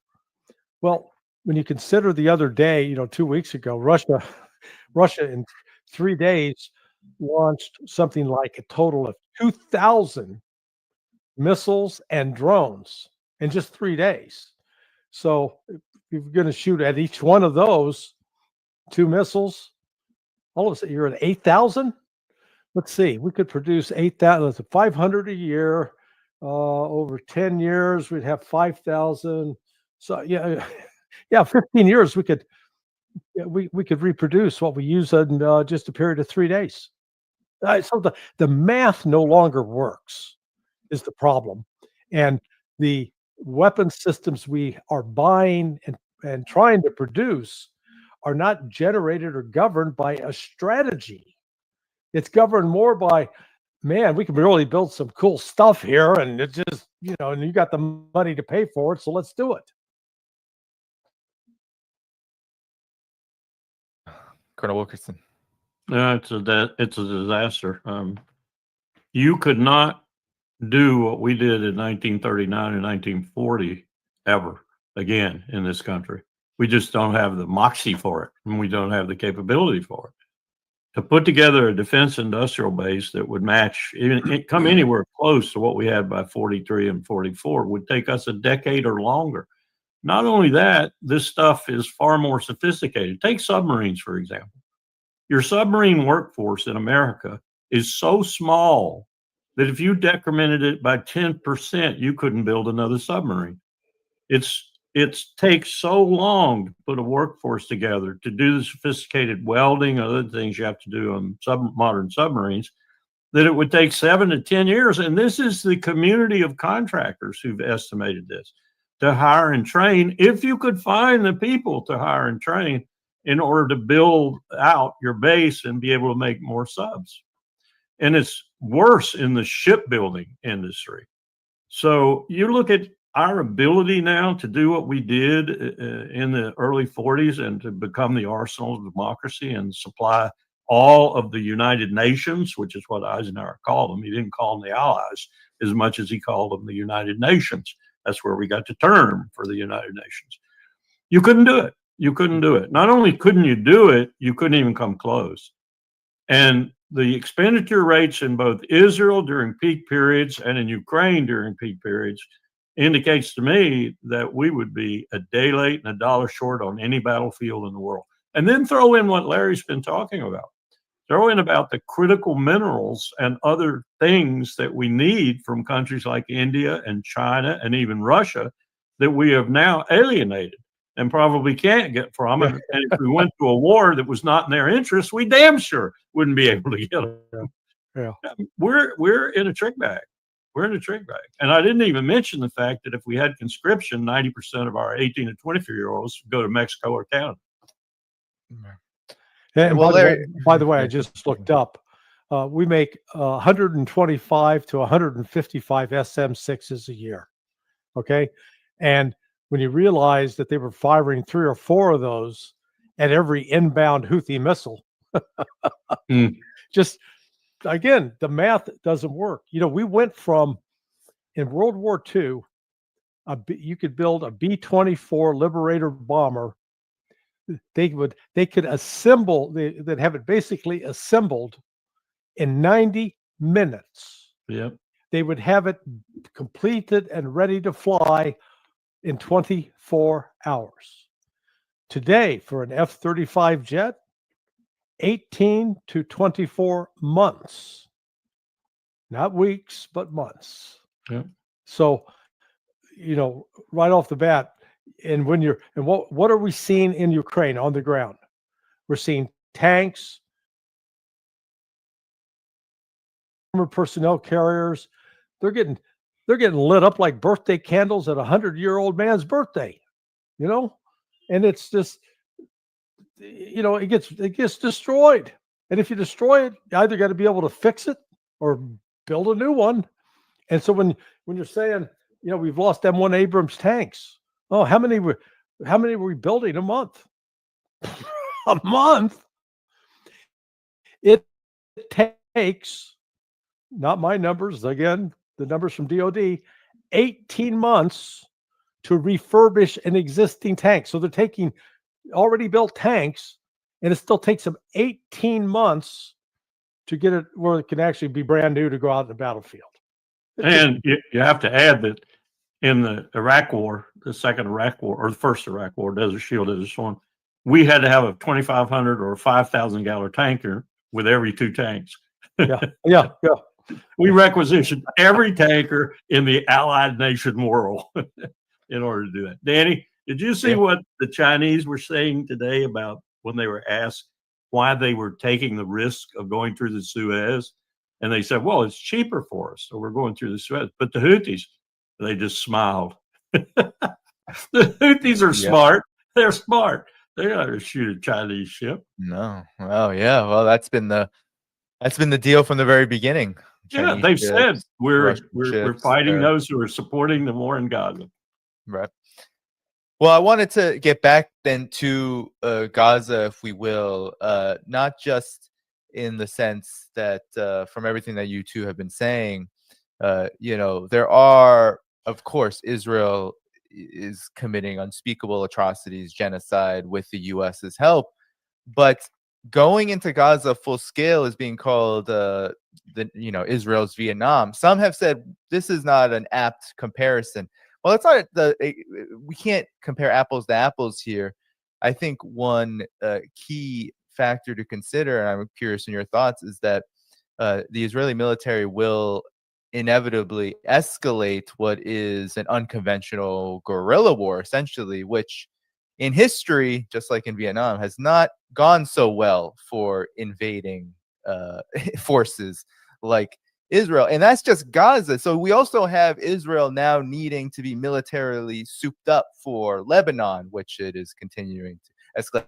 And then, as Trita Parsi said, I'll pull it up again, with Iran, a war possibly coming as early as December, another round. Iran is likely to strike decisively from the outset, dispelling any notion it can be subdued by Israeli military dominance, which, as Responsible Statecraft says in that report I showed, means that any larger conflict than just 12 days or, with Ansarallah will inevitably lead to an even more state of depletion than already considered. So how is Israel, how is the U.S. going to sustain this bloodbath, and is there room to believe it cannot? Yeah, it's not going to be able to sustain it. The one thing that really could be a game changer here is if the major trading partners with Israel unite to impose tariffs on Israel and to cut off all commercial relations with it, including breaking diplomatic relations, unless or until Israel ceases the genocidal activities in Gaza. If they did that, this war would end. And, that's countries, several countries in Europe, the United States. United States won't do it. But India, China, Russia, they do have some economic ties. And, they're frankly not using them. So that could bring a halt to this pretty quick. And maybe it will come to that because, more countries are now starting to speak out. Australia yesterday recognized Palestine as a state. So that movement's growing. And they very well could, at some point, the United Nations General Assembly could choose to act, and the Security Council wouldn't be able to block them. Yeah, and Colonel Wilkerson, definitely want your assessment on this comparison of what's to happen should Israel go, to believe, right, even fuller force in a kind of occupation style invasion of Gaza versus what it has been doing, which is, occupying to a lower degree, but causing absolute havoc and destruction on the ground by other means. Well, I think going into Gaza with that intent is a disaster for the idea, absolute disaster, and ultimately for Israel. But I think Larry's point is a better point and a more important point. These countries, like Turkey, for example, is a quintessential example, who make money off Israel, who trade with Israel, who pump methane and oil to Israel, even though the war is going on, who say, oh, genocide, war criminal, all that kind of stuff, and are still once they decide that the Israel post-conflict is not going to be the Israel pre-conflict, then all bets are off, because then they will finally take action. And when they start taking action and cutting off all the things that are flowing to Israel, some of which are absolutely necessary now for their survival, then the game's over. Then Netanyahu's got to be ridden out of town on a rail with tars and feathers all over him, or worse. And I think Trita, if he's right, is right most dominantly and precariously for Israel about Iran being in for a penny, in for a pound if it goes down again. And to hell with the United States, they are going to pound the bejesus out of Israel. And they have the capacity to do so. And it's going to be vicious and quick, and it's going to be decision-making time for Netanyahu. And he is counting on Trump coming in. So all this to say that it's going to boil down to whether or not the empire really is orchestrating Israel or Israel orchestrating the empire.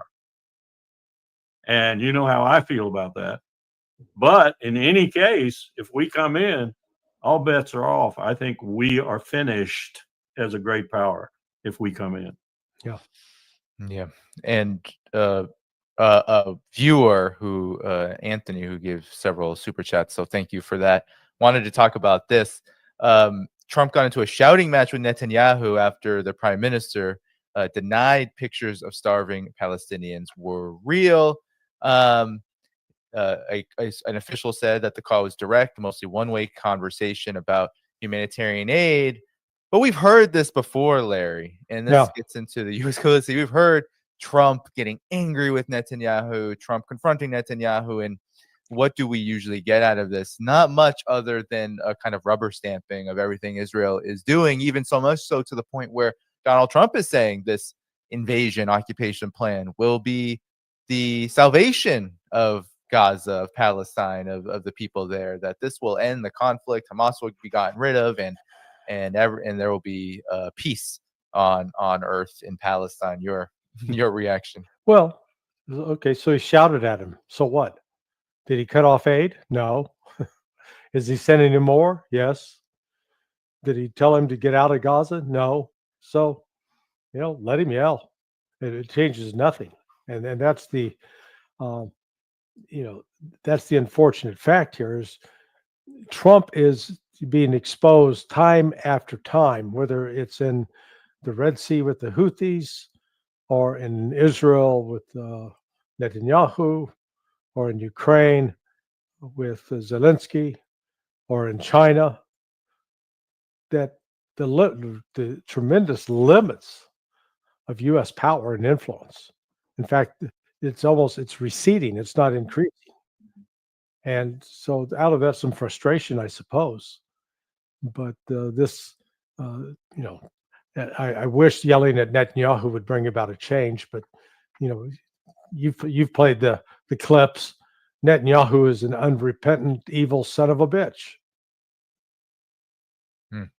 Danny, I think the ultimate moment just might come when Netanyahu calls Trump and says, I'm going down. My state's going down. You got to help. And Trump says no, and Netanyahu uses a nuclear weapon. And not for a moment do I doubt that he would do that. Now, whether or not his vassals would carry that out is another matter altogether.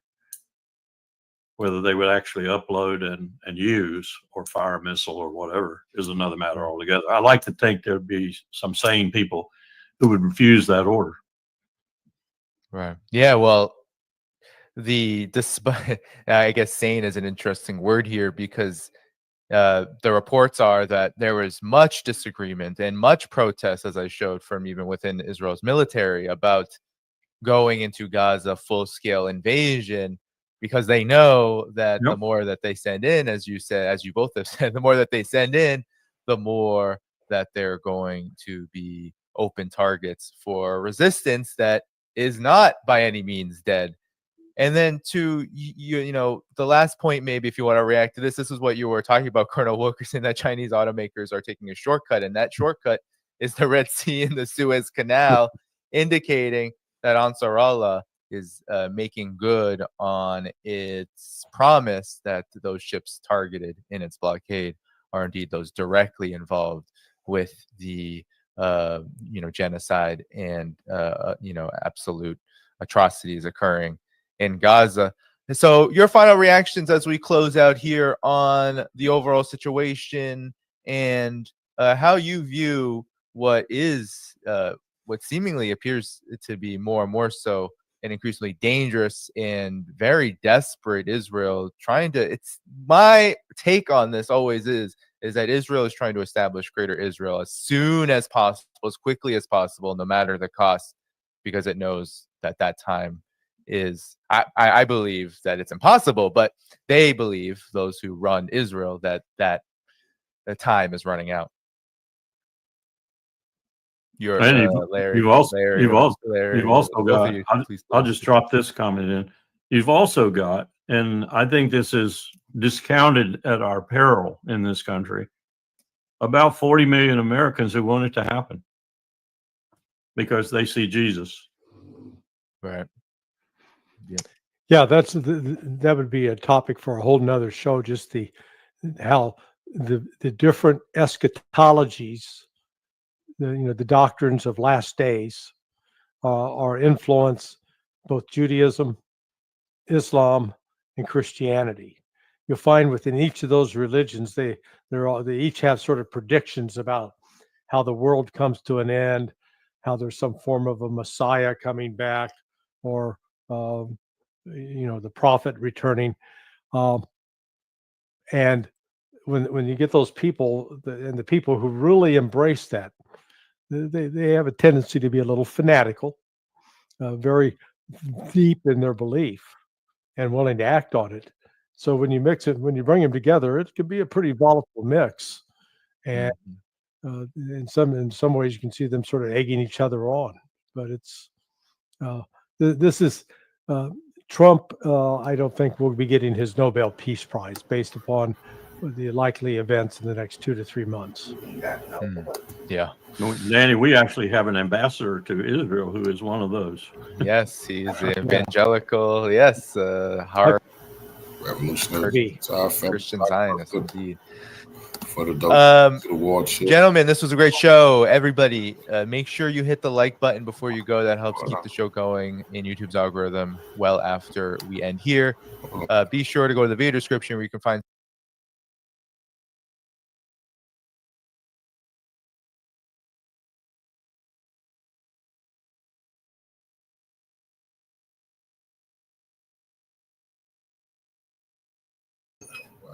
like that.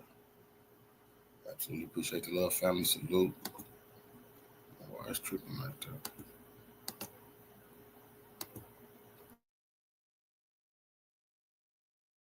find Sonar 21. That is the blog that Larry Johnson runs, and you can go to the video description.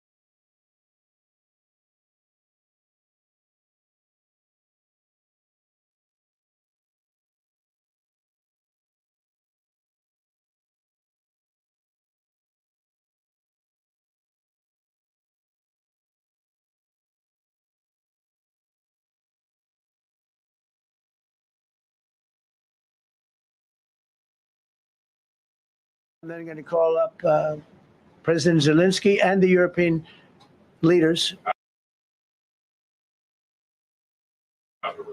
right after the meeting, yeah. And I'm going to tell them what kind of a deal. I'm not going to make a deal. It's not up to me to make a deal. I'd like to see a ceasefire. I'd like to see the best deal that could be made for both parties. You know, it takes two to tango, right? That is President Trump in the Oval Office just minutes ago, right before we came on the air here, talking about what the deal is that he's not going to make. So the deal maker curiously sets up the standard by saying, I'm not going to make any kind of a deal. But then, as we're going to see in a minute, talks about the deal he's going to try to broker. We're trying to make sense of where all this is going, whether Trump has set himself up in a no-win situation from which really he may come out on the downside of this almost no matter how the negotiations do or don't go with Russia. And to try and make sense of all of this, especially from the European perspective, we have Alexander Mercurius back with us today, co-host of the Duran YouTube channel, and just an amazing human being. Well, welcome back to the show. Delighted to be back again, and no better person to discuss this all with than you, if I could say, Daniel. Well, listen, this is fascinating. I mean, on the one hand, I mean, you have this war raging, and when everybody, at least most sane people, want it to be over with as soon as possible, at the least cost, especially to the Ukraine side. But it just kind of is a head scratcher and kind of an odd situation. And so you see Trump again just minutes ago saying, well, I'm not going to make a deal with anybody. I mean, it's not up to me to make a deal. And so the obvious question is, well, hang on. If you're not making a deal, what are you meeting with President Putin for? I mean, what do you make of that comment right off the bat? Well, absolutely, because one of the problems is that obviously the United States and Russia have a lot to talk about with each other. They're both major powers. The United States is a superpower. Russia was a superpower. Maybe it will become one again. It's a major nuclear power. It's got a huge influence and a role in the Middle East, in Europe, in all sorts of places. They could have economic links. They could do all kinds of things. So they do have things that they can talk about with each other. But the United States, Donald Trump himself, has made any further positive progress on all of those other things contingent on success in coming to a settlement of the conflict in Ukraine.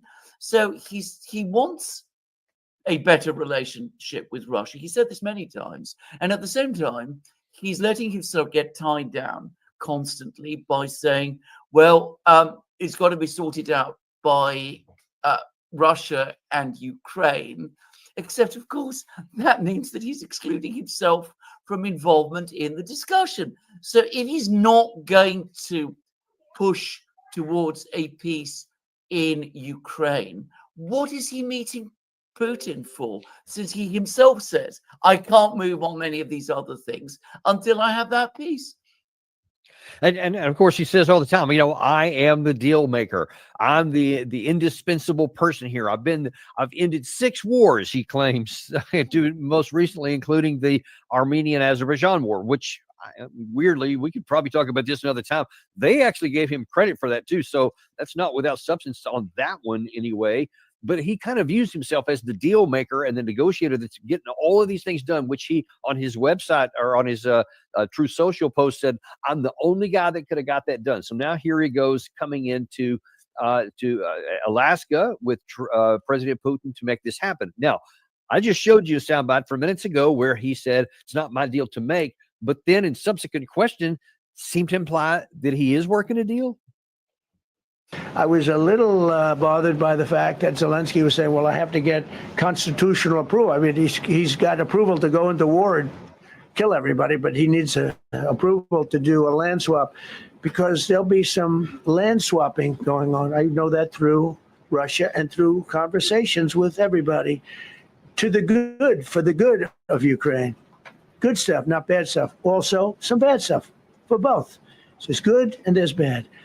But it's very complex because you have lines that are very uneven, and there'll be some swapping. There'll be some changes in land, and the word that they will use is, they make changes. We're going to change the lines, the battle lines. Russia's occupied a big portion of Ukraine. They've occupied some very prime territory. We're going to try and get some of that territory back for Ukraine. So it's not up to me, but it is up to me, and we're going to get some land swapped. What do you make of his comments there about I've talked to Russia and I've talked to other people? So he kind of implies there that other people can only mean either Ukraine or Europe are behind this. Is that the case? Well, no, they're not. I mean, the Ukrainians have said that they're not interested in land swaps. And you can understand what Zelensky is talking about, because if he starts agreeing to land swaps with the Russians, then he's made a very big step towards recognizing that the Russians do actually have legitimate control of whatever territory they retain in Ukraine. Now, Trump doesn't want to acknowledge this. And in fact, he's resisting it, and he's resisting it in these comments. But that's the problem he has. He wants them to do something. He won't agree it himself. He says, "Look, this is what I'm suggesting, and you should just go ahead and do it.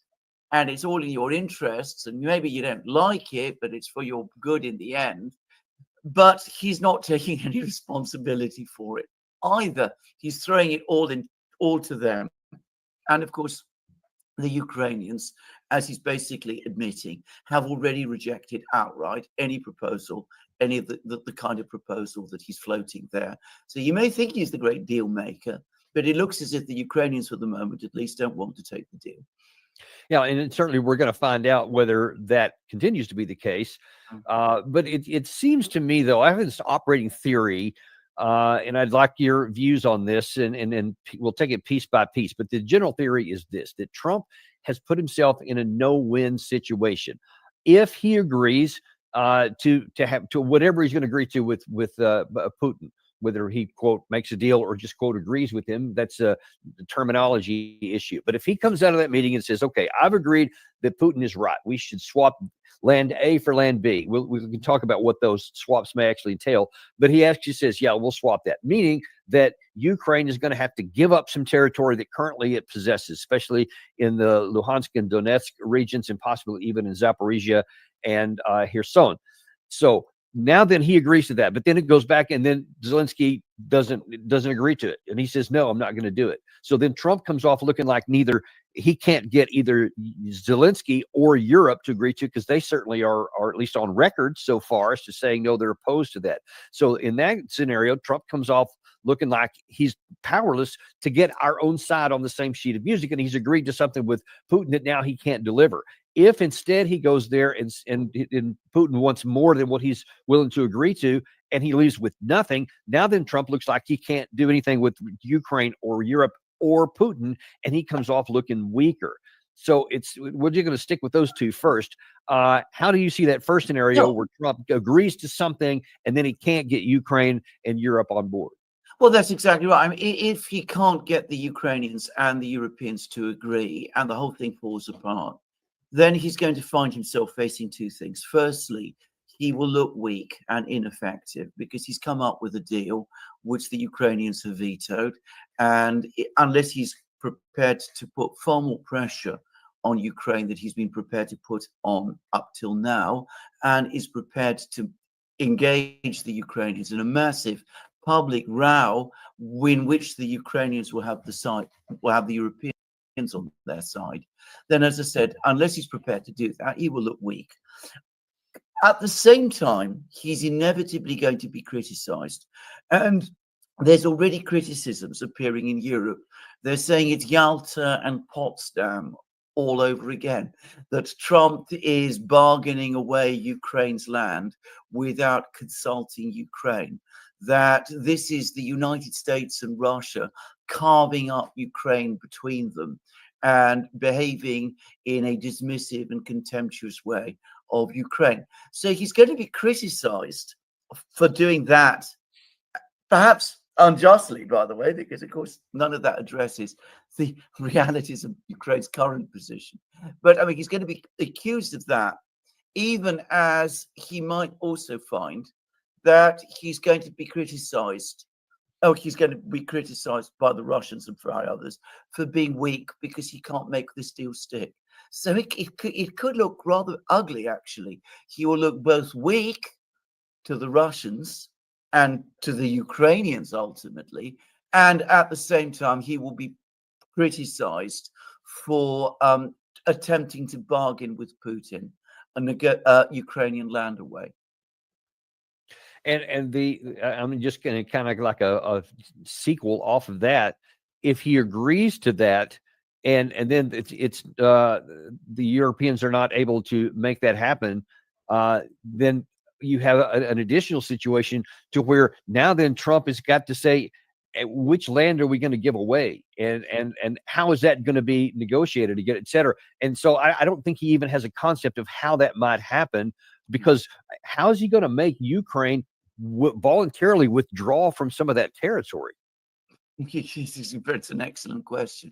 Now, the word that I've seen in London, and it's attributed to a US official, but you must take all this very carefully, is that the idea is that the Russians take over the whole of Donbass and Ukraine regains territory that is lost in Kharkiv, Sumy region, Chernigov, Dnipropetrovsk, and hands over to the Russians the remaining territory in the four regions, Kherson and Zaporozhye.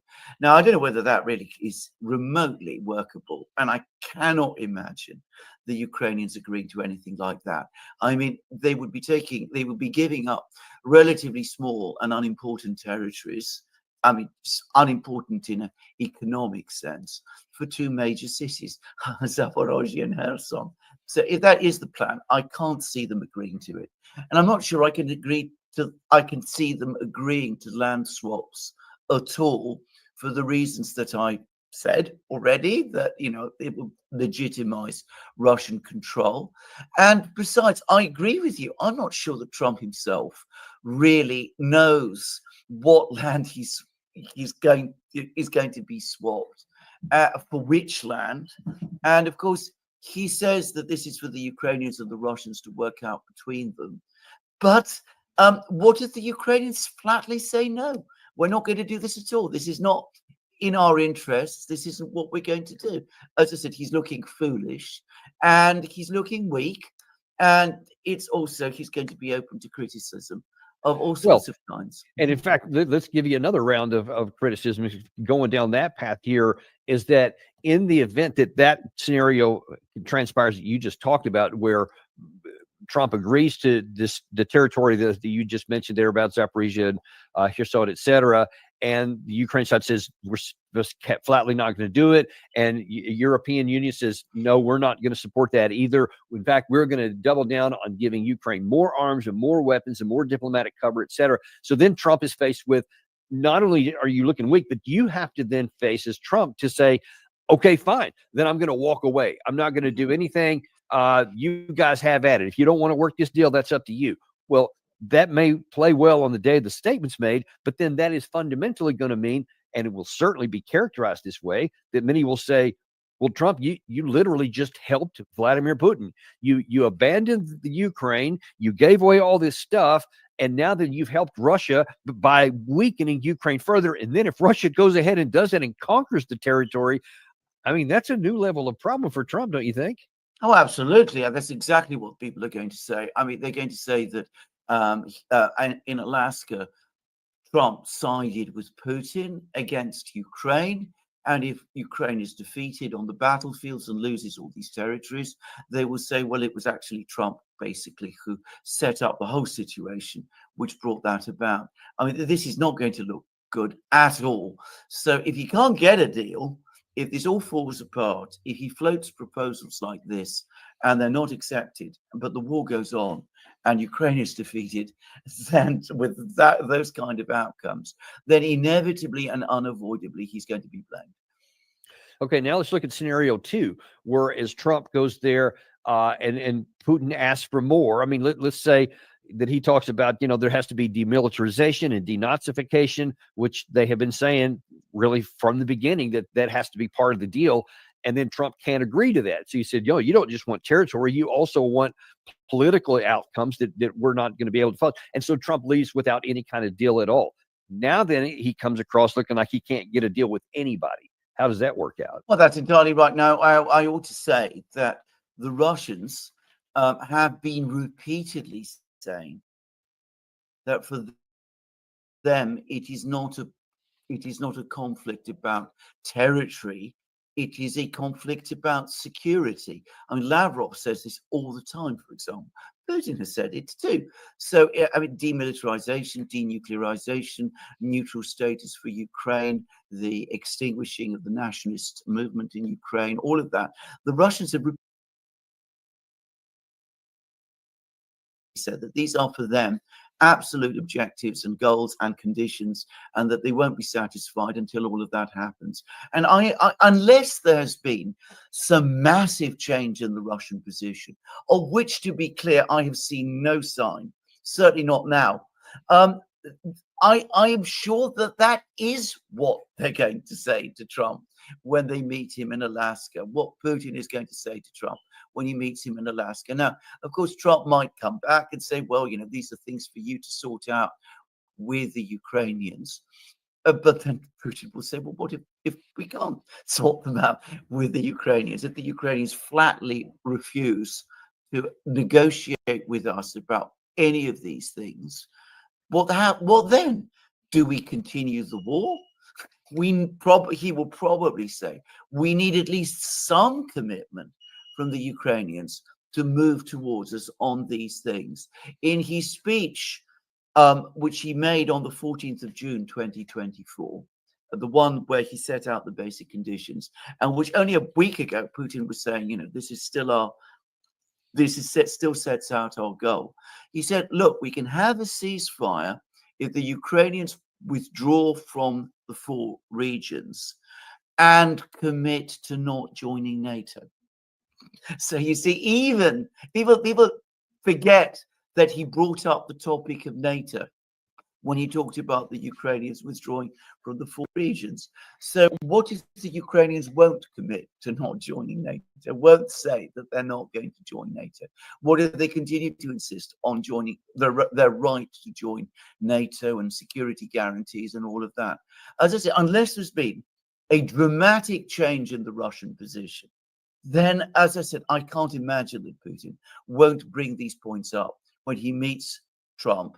And I don't know what Trump is going to say in response.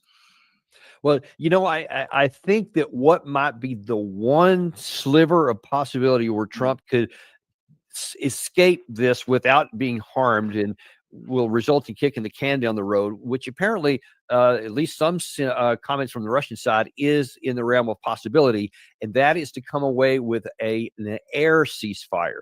Just a temporary air ceasefire.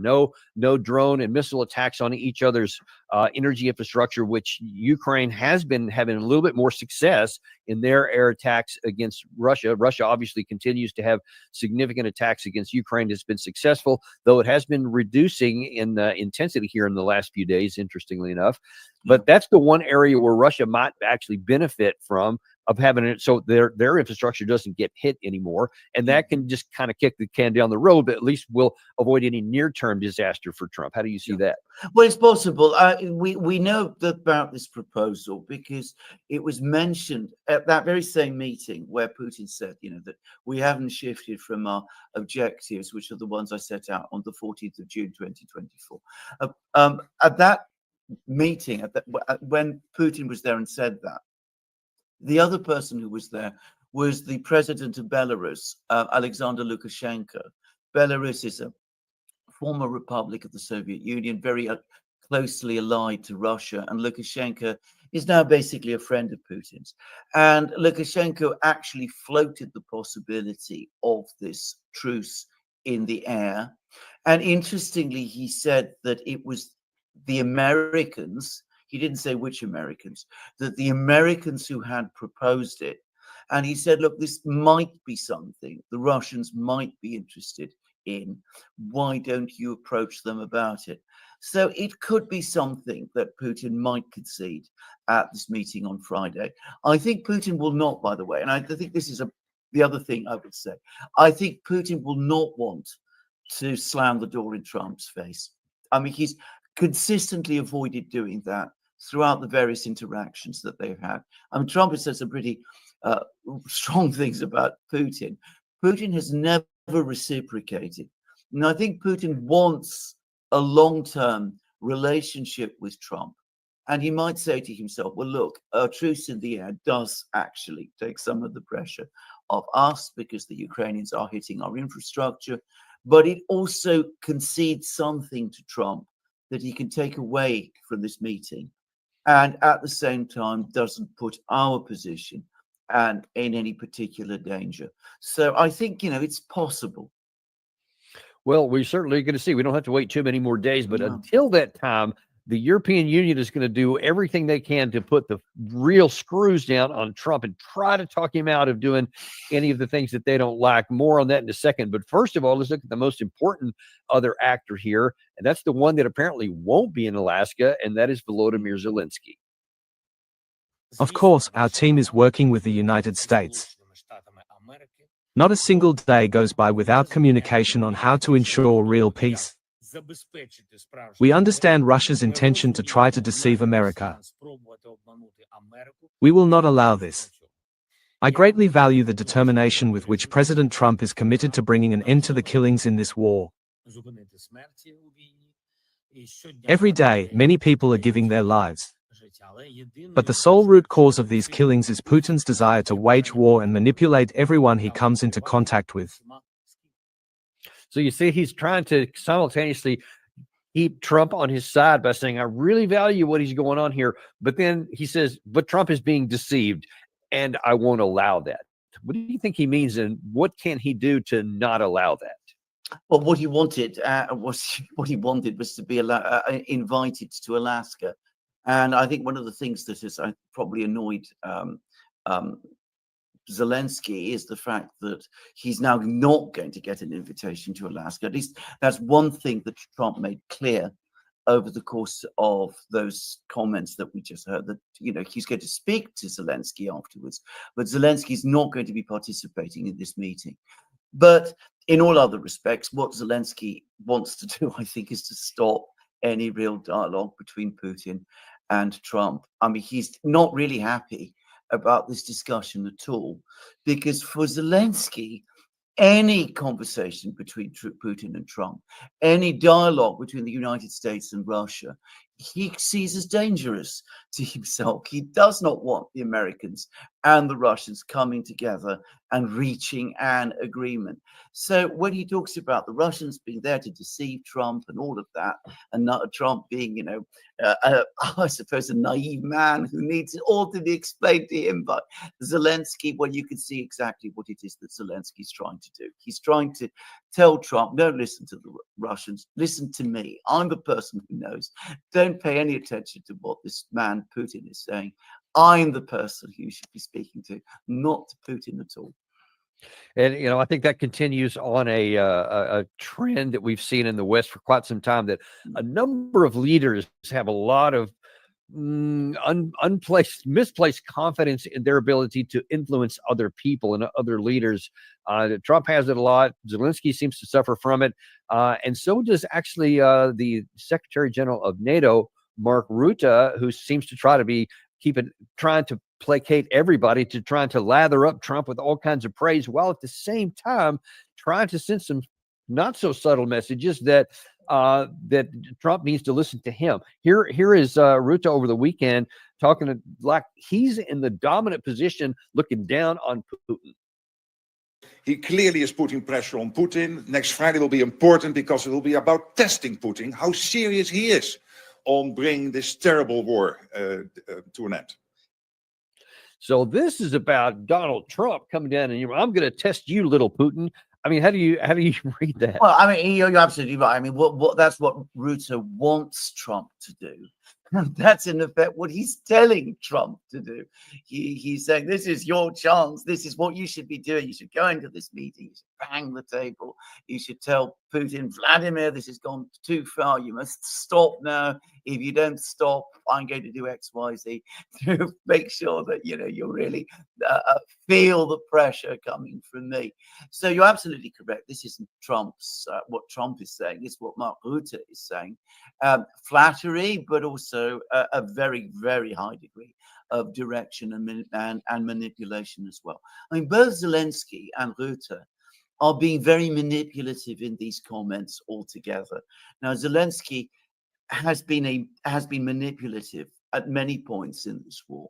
It's rather sad to see the Secretary General of NATO and a former Dutch Prime Minister behave in the same way. Just saying. It is, and so that was the one comment there about we have to test Putin, like Putin has to prove something to the West in order to get some kind of a deal. But then he went further and started really revealing what the European side, where they're all about here. This is what they're trying to accomplish. When it comes to full-scale negotiations, and let's hope that Friday will be an important step in that process.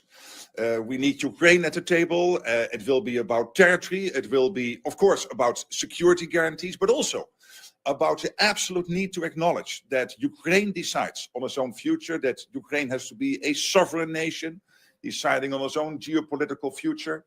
Of course, having no limitations to its own military troop levels.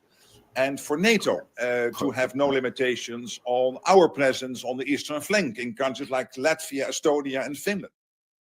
So you mentioned a second ago that he's trying to put some limitations on Trump or whatever, but now he's trying to say that there won't be any limitations on the Ukraine side. So they get to have security guarantees. So completely ignoring everything that Russia said on that June 14, 2024 meeting that you mentioned, that Putin has reminded us several times that is still on the table, and they're continued.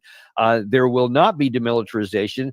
There will not be territory swapped, and that NATO is still at play.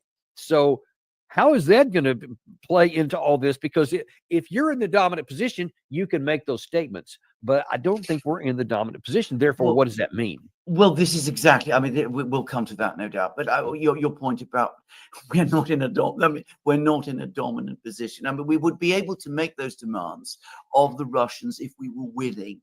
When we are losing, I say we are losing. The Ukrainians are losing. It's a very strange thing to make demands at this time like that. The Russians, of course, will be hearing all of this. They will be hearing what Mark Rutte is saying. And what Mark Rutte is saying is exactly the same as what Friedrich Merz and Keir Starmer and Emmanuel Macron and all of the other leaders of Europe are saying.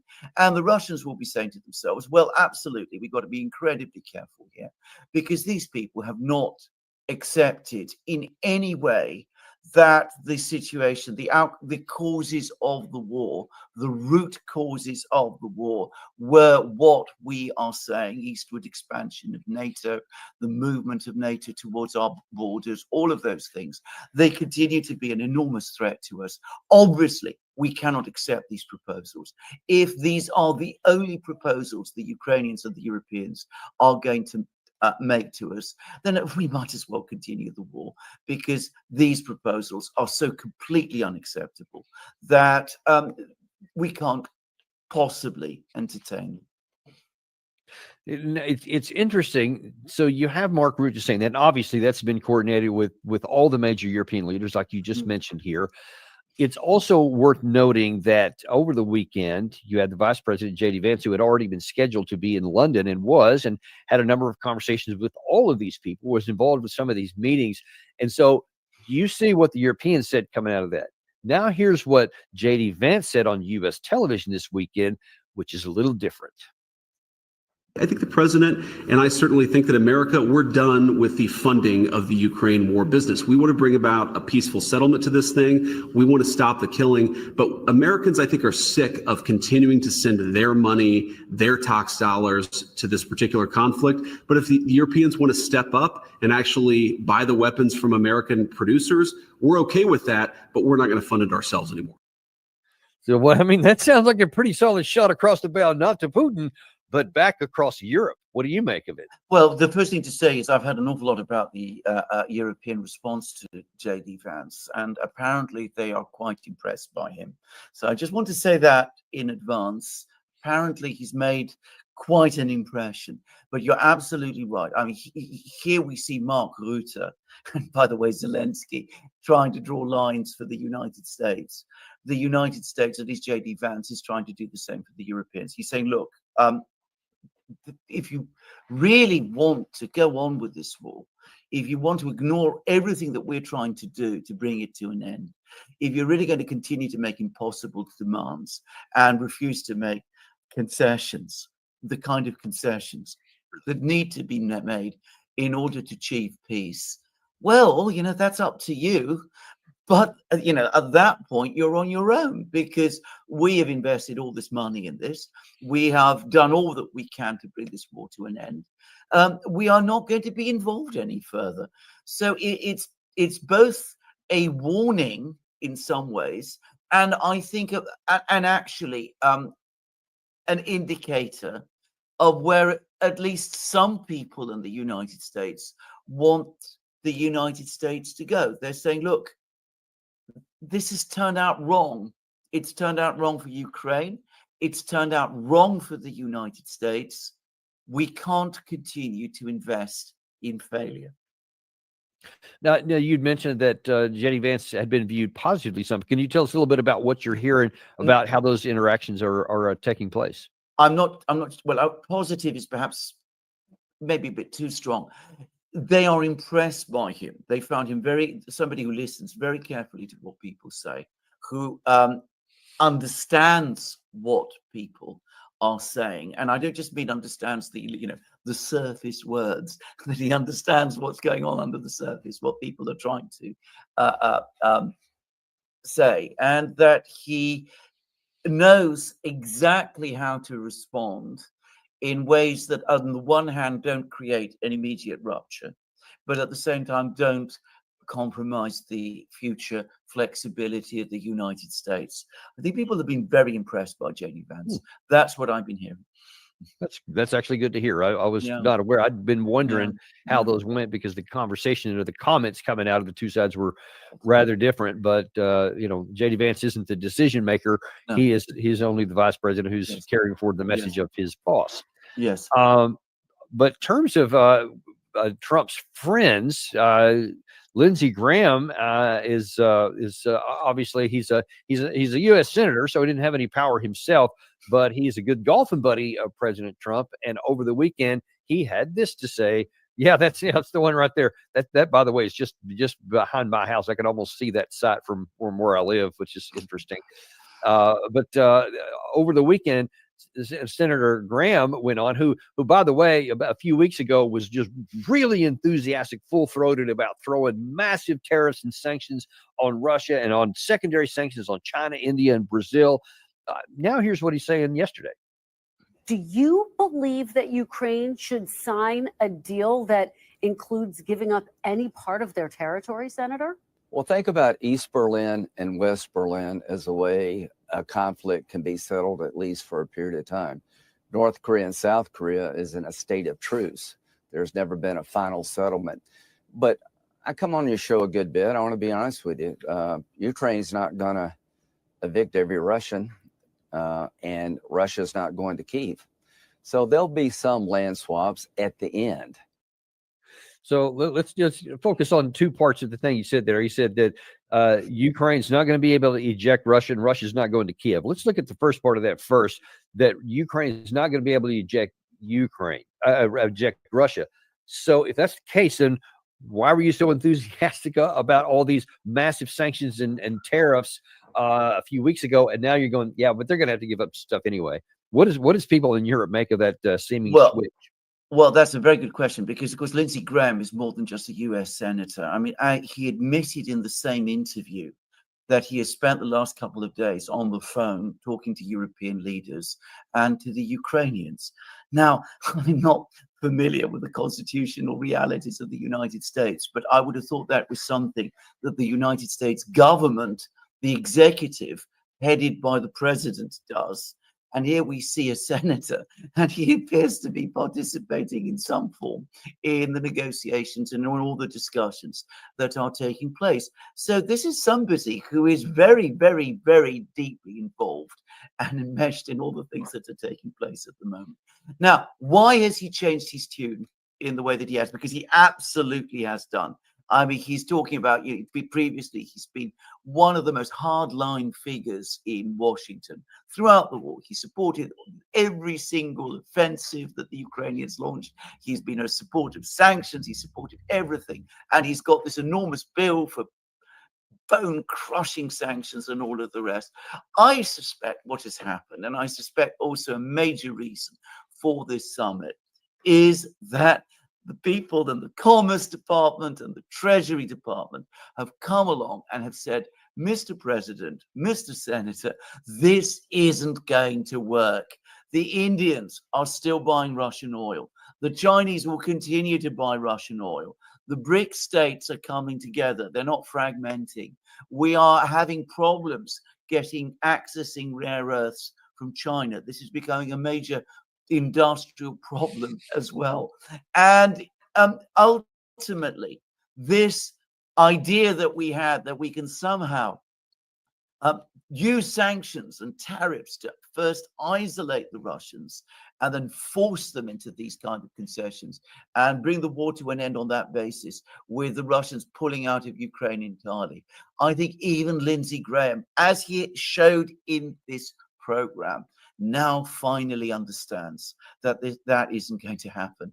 So it's very interesting to see Lindsey Graham speak in that way. It's very different from how he used to speak just 1 or 2 weeks ago, exactly as you said. One related question, a bit of a diversion off. One of the things Trump said in his original 10-day deadline that was supposed to have expired last Friday, that he said he was going to bring all of Lindsey Graham's sanctions and tariffs, et cetera, to bear. He didn't do any of that, except that 2 days before that, he did announce 25% tariffs on India alone because they were buying Russian oil, et cetera. That's not supposed to happen until, I guess, about 2.5 more weeks from now, if it happens at all. But what do you make about Trump selecting India, of all people, to be the one target, the sole target of that, even before the 10 days expired? Well, this takes us back to the flaw in this whole idea, because India was targeted for 2 reasons. Firstly, because it buys a lot of Russian oil, which it does, and it has very strong historic links with Russia. But secondly, because it was assessed, I think, in Washington, that if India was singled out in this way, because India does not run a huge trade surplus with the United States and isn't an enormously important trade partner for the United States, that India would not be able to respond, and that maybe India might buckle, that they might agree to stop buying the Russian oil. Now, it's not played out that way, because though India may not be a critically important economic partner in the way that China is, India has been a good friend over the last 15 or so years, basically going back to George W. Bush's time, of the United States. They've had good relations with the United States. They're members of the Quad. They've conducted military exercises with the United States. They've been talking about buying US military equipment. And I think that what happened was that the Indians were singled out because at one level they were seen as important because they buy so much Russian oil. And secondly, they weren't seen as dangerous.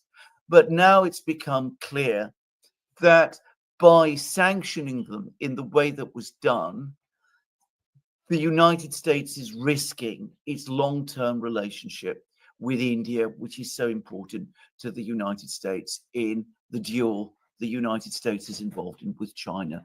And already we're getting reports that the Indians are now slow walking ideas of buying American weapons.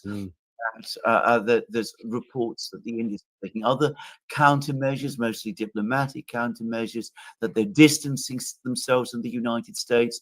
Modi is inviting Putin to India at the end of this month, and he's going to also go to China very soon to attend in person the Shanghai Cooperation Organization meeting, instead of sending his foreign minister as has been previously anticipated. And we'll see if, when the 21 days expires, if Trump doesn't somehow change the tariffs and doesn't apply them. I think pretty likely that's going to happen given his history.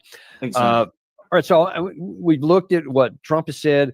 We've looked a little bit at what the Russians have said, and certainly Europeans and American statesmen. But now then, all of this diplomatic talk has to happen in context of what's happening on the ground. I think too few people want to separate that out. It's like, okay, well, there's a conflict going on. It's been going on for 3.5 years, so it's just kind of in the background now. What really matters is what's going on diplomatically. But I think that people might want to relook that, because there have been acceleration in the Russian advances and an acceleration in the deterioration of the Ukraine side in recent weeks. And even in the last 24 hours, there's been one really major change on the front line that I want to talk about today. I'm going to show you parts of two different military mappers. One's a neutral mapper and one is a pro-Ukraine mapper, but they're talking about what's actually happening on the ground, and there is some alarm here. First of all, here is Preston Stewart talking about a big breakthrough north of Pokrovsk. I want you to watch this area here, north of Verdinsky. While most of the concern was that they might try to move around west or even south and cut off Ukrainian forces in Pokrovsk, it looks like, at least according to the deep state map, Russia may have made a bit of a sprint further north. So just shifting day by day, we saw a pretty expected movement, and then all of a sudden, a pretty big jump. In fact, if we look at the ruler here, just to give you an idea, and that's the gray zone it's marking, but that's 11 kilometers that went from controlled by Ukraine to at least gray zone, contested territory. And this stretch right here, you know, the at least the limit of Russian forces, 5 kilometers in the span of a day. We don't see that anywhere else along the front. You don't see that movement. We haven't for a long time. Now, that I'm going to put even that in context. Here is a pro-Ukrainian mapper talking about why he is really worried about that move. Also moved from this lake, I would say, almost close to Kolodeze, roughly 10 kilometers, just a little bit more, maybe a little less, but it's the huge jump. It means that the local defense here in this region before the main defense line is not that strong. So this is the Russian assault. You may see the expansion of the gray zone. Still, yeah, it's a gray zone with a little expansion of the red one, but it went for the far distance. And here is the main Ukrainian defense line. You may see it, amber color. So for now, Russia sends some of the sabotage groups. They create actually the expansion of the gray zone, and later on Russia sends more reinforcements. So the previous defense line, you may see it over here, it already has been penetrated by the Russian army, but it wasn't that significant as the next one. So here we have this map. The Russian attack vector is over here. The idea for them is to penetrate the Ukrainian defense line and go behind the front lines, encircling Ukrainian group in Slavyansk, Kramatorsk, Konstantinovka, at the same time simultaneously attacking from all of the sides. All of those pockets pushing also here. By the way, Russia had the territorial gains there recently. So it's much bigger operation which Putin planned actually for this summer campaign. That's why there was the information that Putin promised to Donald Trump to occupy Donbass quite soon. So you see there that's an important part of the front. In fact, we've had a Russian journalist who's a former Russian soldier said that and told us a little over a month ago that the Pokrovsk area was the main effort for the Russians. They had supporting efforts in the south in Kherson and in the north in Kupiansk, which they're making also progress there. But as you see on the map here, I mean, first of all, in Pokrovsk itself, Russia is now inside the city. I mean, almost into the heart of the city. Meanwhile, up in the Rodinska area, they have now moved beyond the city, all up in the north here, and you see all of this new. This is just in the last 48 hours, a huge expansion of Russian there. And then you zoom out and you can see back into how this fits in the whole battlefront there. And you just saw that the main defensive line for Ukraine runs around this area here. And if Russia penetrates that, then all of this other stuff can actually be put into an operational encirclement on a huge scale, bigger than anything we've seen in the whole war. And beyond that, Alexander, there's nothing but farmland up here. If Russia can break through here, and according to many reports, there are still upwards of 100,000 Russian soldiers not in contact, along the line of contact, in the areas variously stationed throughout here. In the event that there is a breakthrough, they have exploitation forces. It really is starting to look like the Ukraine side is starting to suffer a real deterioration in their defensive capability. We've been talking, I think you and I, several times, and ultimately it's the fabric of the Ukraine army, which is the target of the Russian attacks, not so much territory, but if they get that, then all of a sudden the front could literally collapse. And I don't think there's enough recognition in the West that that's actually a risk. That is exactly right. And that is, by the way, what I'm hearing from people, both in Russia, and I have some contacts in Ukraine now, by the way, as well, which I didn't earlier. I mean, that they've actually started to appear over the course of this year, actually. And people there are indeed very concerned and very demoralized about the military situation. And to understand what is going on, I mean, I think you've explained the tactical situation extremely well, and I'm not going to repeat all the things that you said, but there's been a very interesting article that appeared yesterday in Radio Liberty, Radio Free Europe, their website, not a website that is in any way conceivably pro-Russian, just to make that, I mean, that's obvious, but just to repeat it.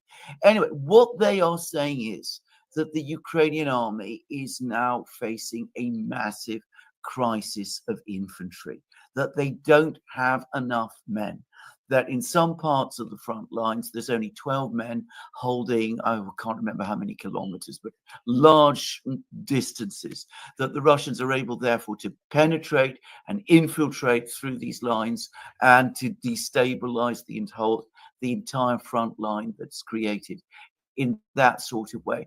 And I suspect that the reason why we have seen this incredibly rapid advance, which is all over the Russian and Ukrainian internet, by the way, the reason why we've seen it happen, not just over the last 24 hours, because this has been building up to this point for some days now, is that Ukraine just doesn't have enough men to hold all the positions that it needs to hold in order to prevent things like that taking place.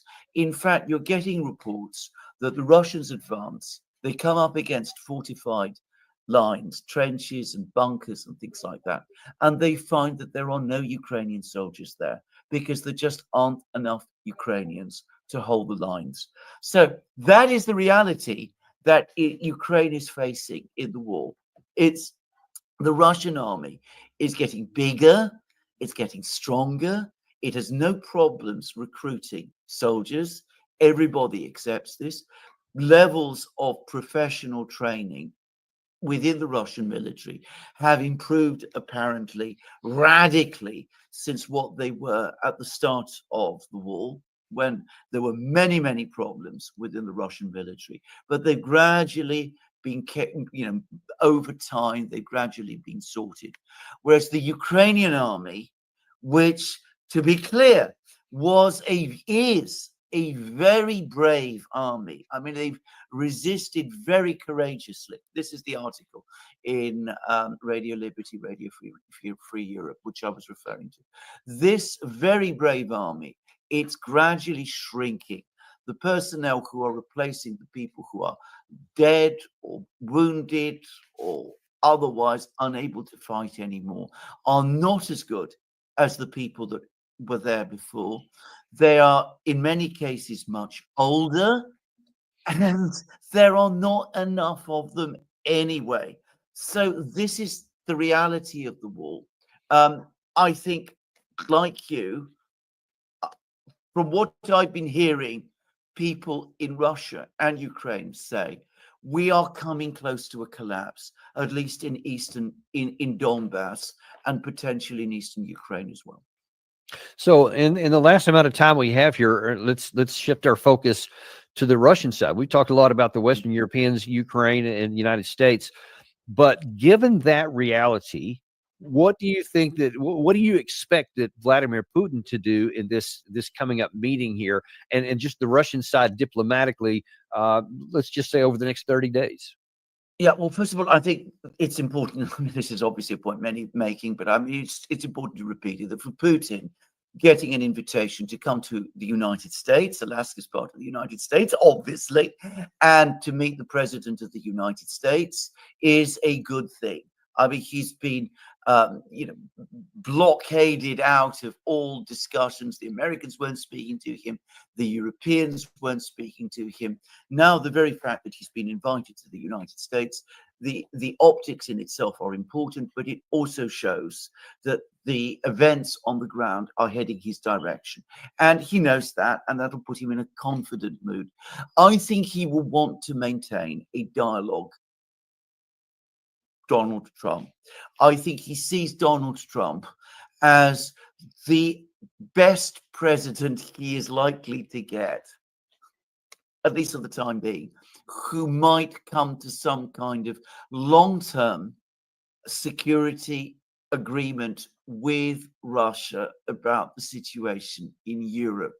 So he will want to maintain a good relationship with the United States and with Donald Trump. He wants long-term a relationship with the United States because he sees that as being in Russia's interests, for economic reasons, for security reasons. He doesn't want to be over-dependent on China.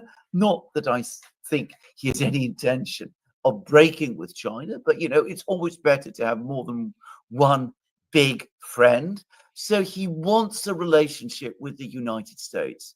He will come, therefore, with the intention in Alaska of maintaining a dialogue with President Trump, and he will look to find ways to help Trump on his side move forward with that relationship. And that might involve some concessions on some issues, but he is not in a position, and nor, I think, does he have the desire to negotiate away the fundamentals. He is not going to. You tell me if you're the only thing that I can see that Putin has that he would quote give away is Sumy, Kharkiv, and Dnipropetrovsk. How do you see it?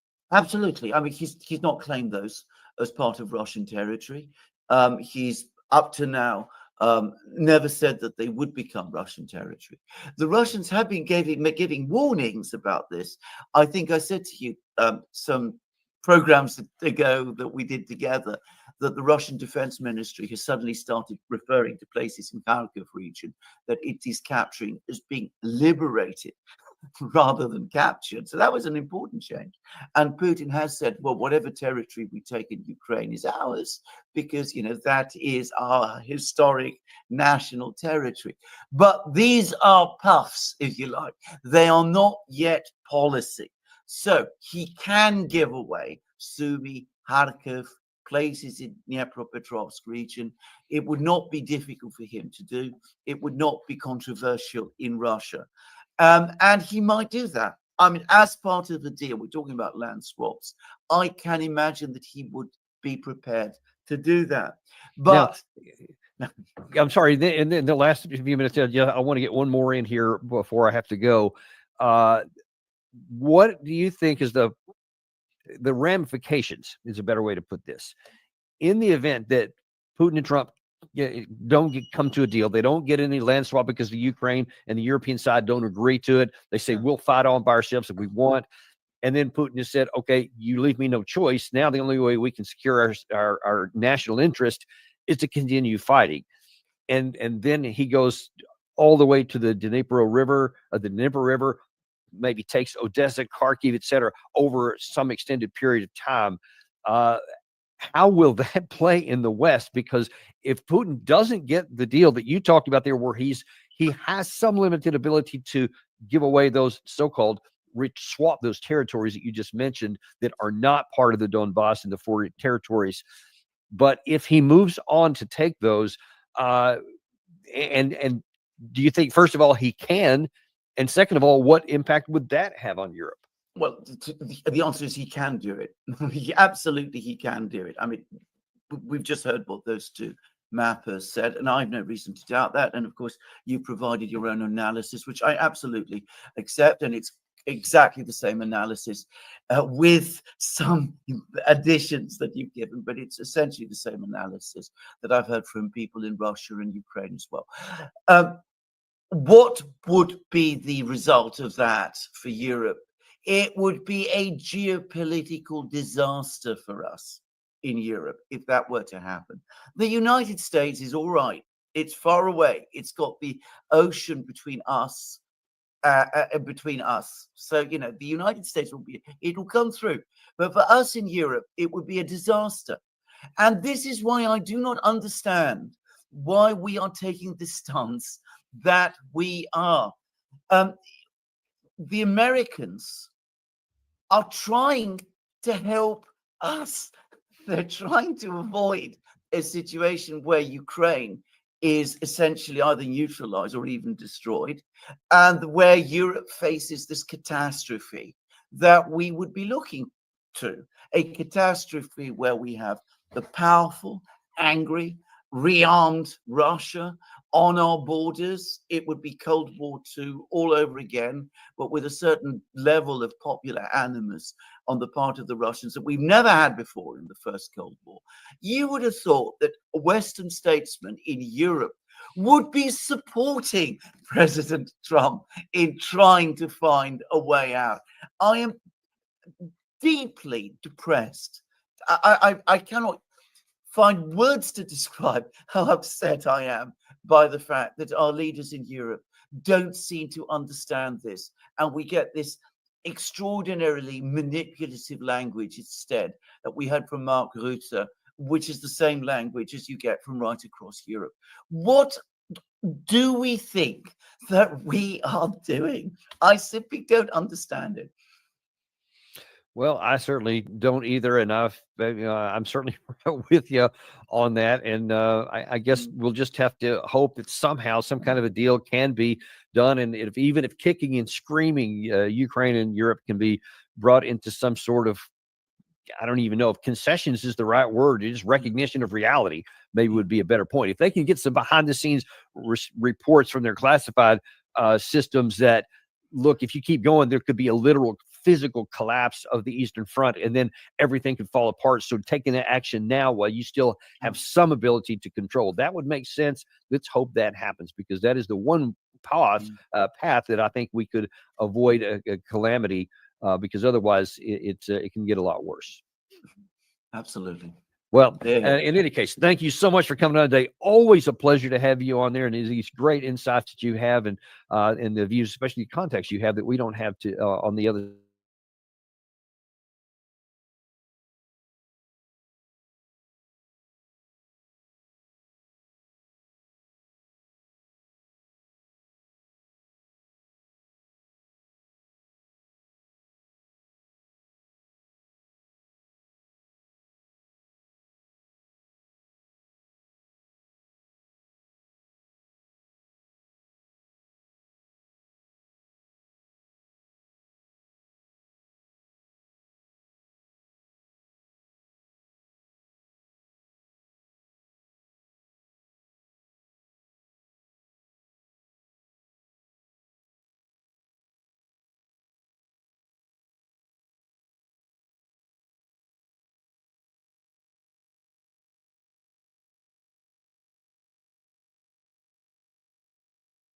Just being honest. I wouldn't say it if it wasn't true. I've tend to be honest on that stuff to my moms.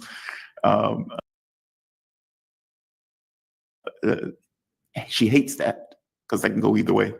It's like, why is it, everybody is saying this is a great guy at the funeral. Where are you getting this from?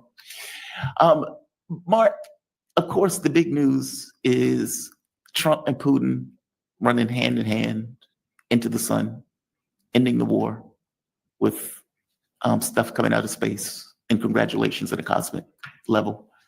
Of course, I don't believe that, but I do believe that things have gotten so bad on the battlefield that Trump didn't want to go through the secondary sanctions because he knew there was going to be a backlash, and two, the Ukrainian military is in that bad of a shape.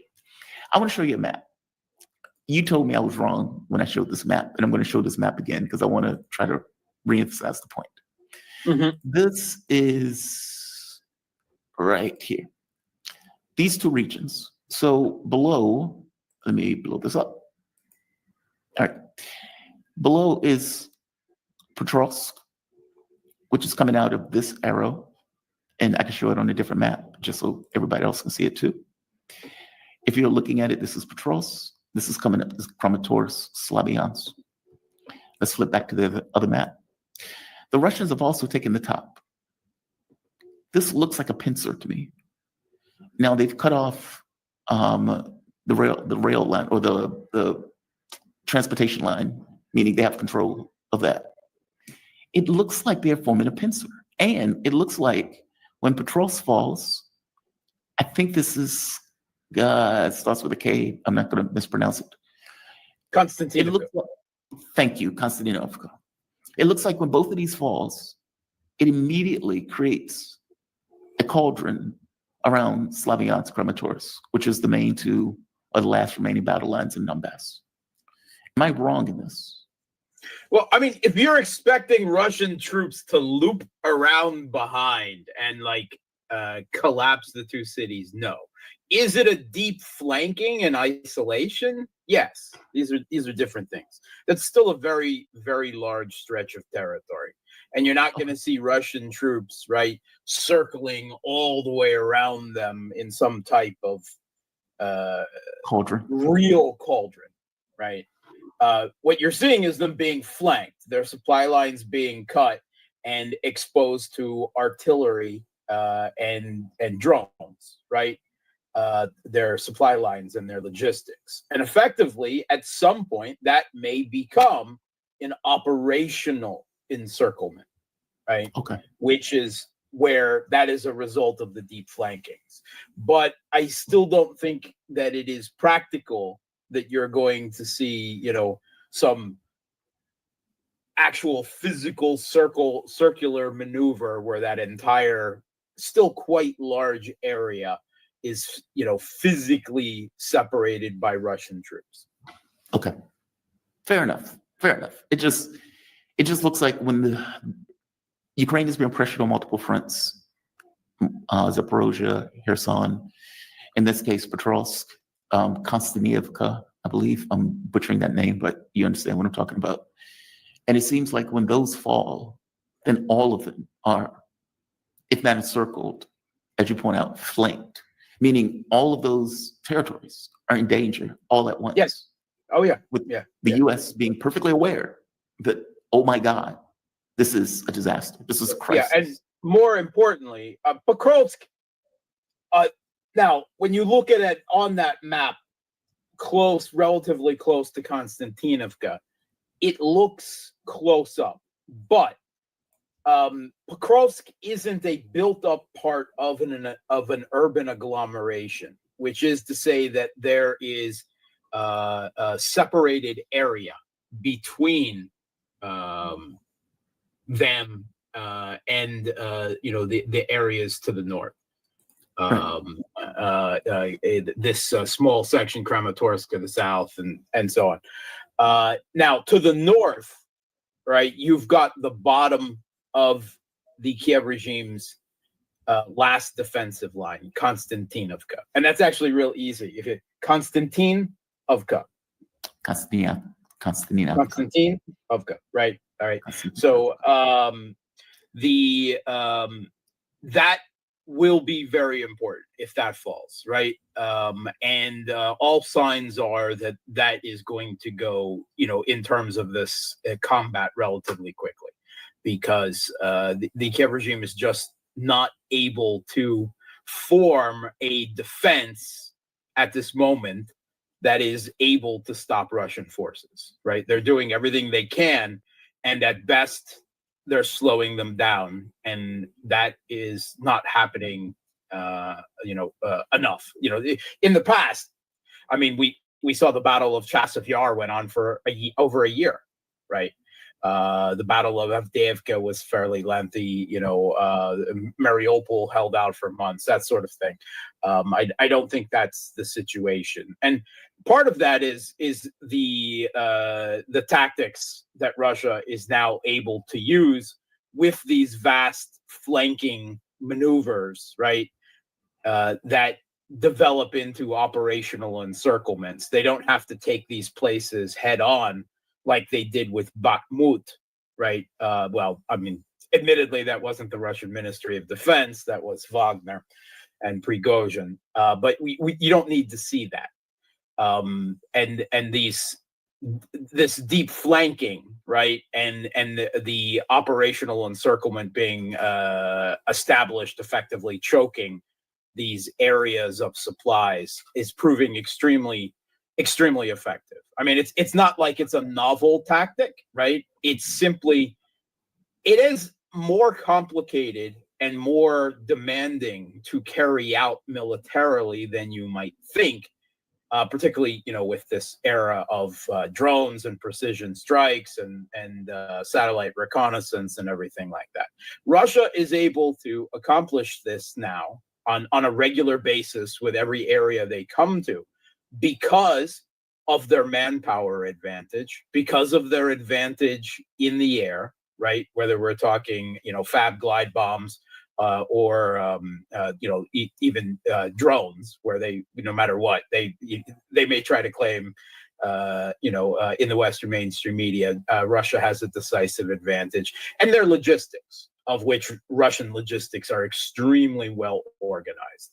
The Kiev regime, on the other side, has a manpower shortage. They're not able to defend everywhere, even along their defensive line, and that is not my words, that is the words of Ukrainian commanders countless times in the Western media, over the last month or so, in all of these hot places. And they're also suffering a dearth of supplies from the West at this point. Not so much a question of political will. It's the West. The West has empty inventories, empty coffers. They cannot supply more, because their military industrial complex can't ramp up production and can't meet the demands, and they've taken everything off the shelves. So that is a direct result of the war of attrition. Now, the butcher's bill for at least 2.5 years, well, it is 3 years, yeah, for 3 years worth of war of attrition is coming due. The reason I'm starting with this is because I want to give context to why Trump is in such a hurry to have this meeting. If you notice, it was, all right, it comes due on the sanctions on Friday. Then it became, we need to have a meeting with Putin immediately. And of course, he comes out and they say, okay, well, what are you offering? Because it's Trump that sent Witkoff to make an offer. Yes. The West, or some people in the West, are reporting it the other way around, as if they are. That's the way Trump said it. The Russians want to talk to us, right? But that was nonsense. That's not. That's Trump being Trump, right? Yes. So this is Trump when they ask him, "Hey, what are you going to talk to Putin about, and what is this meeting going to be about?" Because they've been tight-lipped. Finally, Trump shuts the hell up and actually goes to negotiate, as opposed to blabbing everything that's taking place. This is Trump. This is Trump. You're looking at territory that's been fought over for 3.5 years with, a lot of Russians have died, a lot of Ukrainians have died. So we're looking at that, but we're actually looking to get some back and some swapping. It's complicated. It's actually nothing easy. It's very complicated, but we're going to get some back. We're going to get some switched. There'll be some swapping of territories. Mark, they're going to be swapping the territories? I don't think so. I don't think that any of this is actually going to happen. So yes, Trump is being driven, right, by panic and desperation. Whether he actually feels panic and desperation is another, but the situation is panic and desperation, right? And his military people, his intelligence, have obviously gotten through to him that the Kiev regime's front line is crumbling everywhere. And there is the potential in the months ahead for a, what you might call a collapse in some areas, or at least very more rapid Russian advancement than we have seen likely, right? And that this could lead, right, next year to a move on Kiev, for instance, right? That's entirely within the playbook. And even if we're just talking the Donbass, it is still possible for Russia to take all or all but, right, close enough to all of the Donbass by the end of this year, the way things are going on the battlefield, right? Finishing up Pokrovsk and Seversk, Pokrovsk in the south, Seversk in the very north, and taking out this last defensive line of Kramatorsk, Slavyansk, Konstantinovka. That is entirely within the realm of possibility. If not all taken, then all but taken. And at that point, Russia has all of Donbass, and that changes the negotiations, right? Of any type of even belief in a negotiated, a frozen conflict. By the way, I'm not a fan of. I don't believe that such is in the interests of Russia, and I very much doubt that it is something that the Europeans or the Kiev regime will ever agree to. And we'll come to that. But this is being driven by panic. That's why 50 days to 10 days, 10 days to less than that, at least on there. I don't know if you've seen it. I posted it in one of my videos at the end of last week. Are you familiar with the Eurasia Group? Ian Bremmer.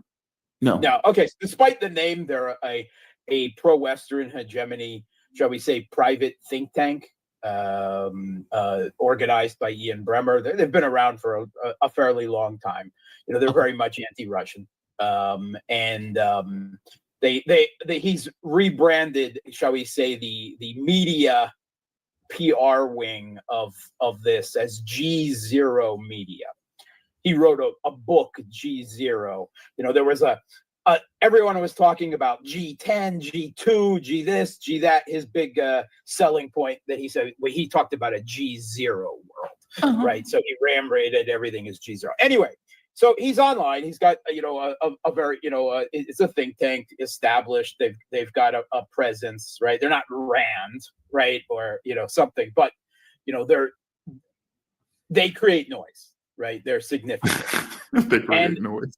Yeah, they've got a drolly amusing geopolitical puppet show as part of their media wing called Puppet Regime. Mm-hmm. And it's mostly about world leaders, right? Done as puppets, right? Interacting. And it is drolly amusing, right? If you can suffer through the inevitable Western moralizing and posturing, Putin is evil, because Putin's always inevitable, the biggest of bad guys. Of the bad guys in this. Also, to an extent, Xi Jinping and so forth. So it's very much from a Western perspective. But it doesn't mean that it can't be drolly amusing. Well, there was a scene last week in a skit they did that has Putin, Trump talking, and in the background there is standing Modi and Xi Jinping. And Trump is like, you're gonna agree to a unconditional ceasefire. You're gonna agree to it. Putin's no. No means no. And then Trump is Trump. I'm so angry. I'm gonna do something serious. And he hits Modi in the face. What? And Putin, the Putin puppet, is there. Holy shit, right? And Modi's like, why did you do that? Why did you punch me, right? And Trump is, well, someone has got to pay the price for Putin not doing what I say, and it's not gonna be me. And Modi points to Xi Jinping, who's standing there smoking, and says, well, why didn't you hit him? He's buying even more from Russia than I am. And, Xi Jinping goes, and Trump is, well, we talked about it and it's kind of complicated. And, well, and that's this, it's not long. It's like a minute, but it actually funny because it's true. I mean, he did it with India. Yeah. Promoted. Because you're the weakest one in the room, right? That's it. So I think it's funny that is also part of that desperation. But even if those tariffs, they're not actually like you think they are, right? First of all, right, it was 25% general tariffs, right, as part of Trump's tariff war on the world, and then an additional 25% punitive payments because they continue the oil trade with Russia, and Trump can't do it against China because they just lost a trade war against them, and they're still in negotiations, hammering out the aftermath of that. So they can't. They're too exposed on a U.S. China cutting the U.S. off from rare earth minerals and other important things that they need for their defense companies and high tech industry that China has a veritable monopoly over, at least in the quantity and the quality that they need. Right. So you can't. I mean, what are you going to do? China will just cut you off again. So China has leverage. Big leverage that the Trump administration didn't seem to know going into their giant 125%, whatever ridiculous number of tariffs they were tossing at China, only to get bitch slapped around by China. So he can't punch it, right? So that's what it is. But the need to that threat of those tariffs has backed Trump into a corner domestically as well, because he came out with a lot of bluff and bluster, and this is how he's going to get Russia into line, and he can't do it because sanctions on Russia don't mean anything. He knows that. He's acknowledged that, and the two biggest purchasers of Russian oil, which is what they're going after with this tariffs, is China, which they can't go after because they just lost the trade war, and India, which they can go after, but that's going to have big diplomatic and geopolitical consequences because the U.S. has been trying to crawl into bed with India, to position them basically as Ukraine against China, right? For decades now. I mean, that whole adoption even of the term Indo-Pacific, which no one used, right? Just over a decade ago. That was, it's an attempt to lure India into a U.S. containment and confrontation grouping against China. Well, the result of this, of course, is the exact opposite. Modi is going to Beijing for an upcoming SCO summit. They may potentially be canceling U.S. military contracts. That's still kind of being reported on both sides of the issue, but obviously Modi getting closer to Russia as a result of that as well, and certainly not cutting off the energy, the oil. But even those 25% punitive tariffs, that punch of Trump's, he's pulling the punches because of the potential economic consequences. India does $120 billion worth of exports, roughly, a year to the U.S., right? Now, the big industries there are gem and diamonds, right? Pharmaceuticals, IT services, and electronics, like smartphones and other things. And those tariffs, those 25% tariffs, only actually cover 20 billion of that 120 billion. The rest of it is all exemptions. Why? Because the U.S. needs that stuff.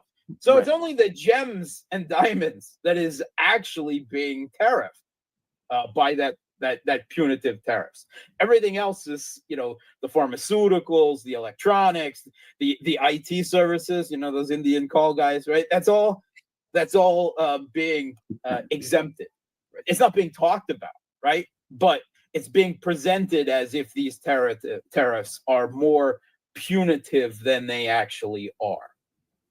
Because everything with Trump is always about performance, right? Performative theater. This is him, if he can't show a victory, then he has to show how big and bad he is, right? He's got to strut. And this is, strutting. Now, India still can't accept this, obviously. It's still a blow to them. Just in terms of economic sovereignty, and if you want to talk in fairness terms, right, why does India get punished and not China or the other biggest suppliers? They fall down quite a bit after India and China, which together eat up something like 80% of Russia's oil exports right now. But then you've got Turkey, which is an EU, a NATO member, right? And another critical geopolitical crux point, whose leader, Erdogan, is the cunning beast who's so good at playing the US and Russia and everyone else off of each other. So you're going to threaten him, and what's he going to do, right? Then he'll move closer to Russia, and you'll lose out. So they can't go after him. And the EU is already barely surviving, and they're having problems, of course, with energy. So you can't really punish them any more than they're already being punished on top of it. They're trying to get rid of Russian energy. They're not really economically sustainable without. I mean, they're no longer economically competitive, right? And they're suffering with how much they've cut. If they cut that last little supply line, then they're dying. I mean, that's the difference. So all of this it's largely performative. And this whole thing, like Alaska, who saw that coming? No one saw that coming, right? No one. Putin was talking UAE, right? The leader of the UAE was just, and that makes sense. The UAE, like Saudi Arabia, is a Middle East country that has good relations with both, right? UAE is now part of the BRICS, right? Which Trump will never admit out loud. But the UAE also hosts a giant U.S. military base, right? CENTCOM is right there. So that makes a lot of sense, right? If not Saudi Arabia, then the UAE. If not the UAE, all right, Istanbul. Erdogan is hardly a neutral player in this. He's literally played both sides. He's screwed both.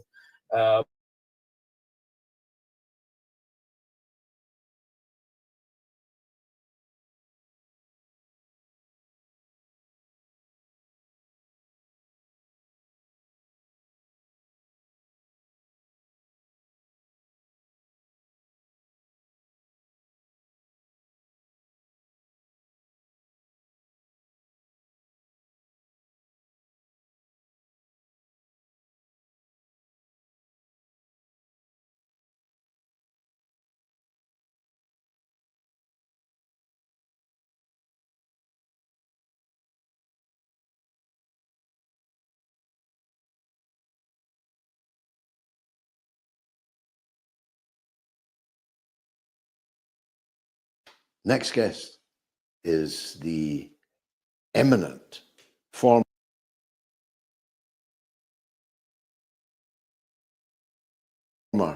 military officer, former Lieutenant Colonel Daniel L. Davis, who's forgotten more about war than most people will ever know. Colonel Davis, thanks as always for joining us on the mother of all talk shows. There's so much I'd love to cover with you, but we better start in the icy waters of Alaska.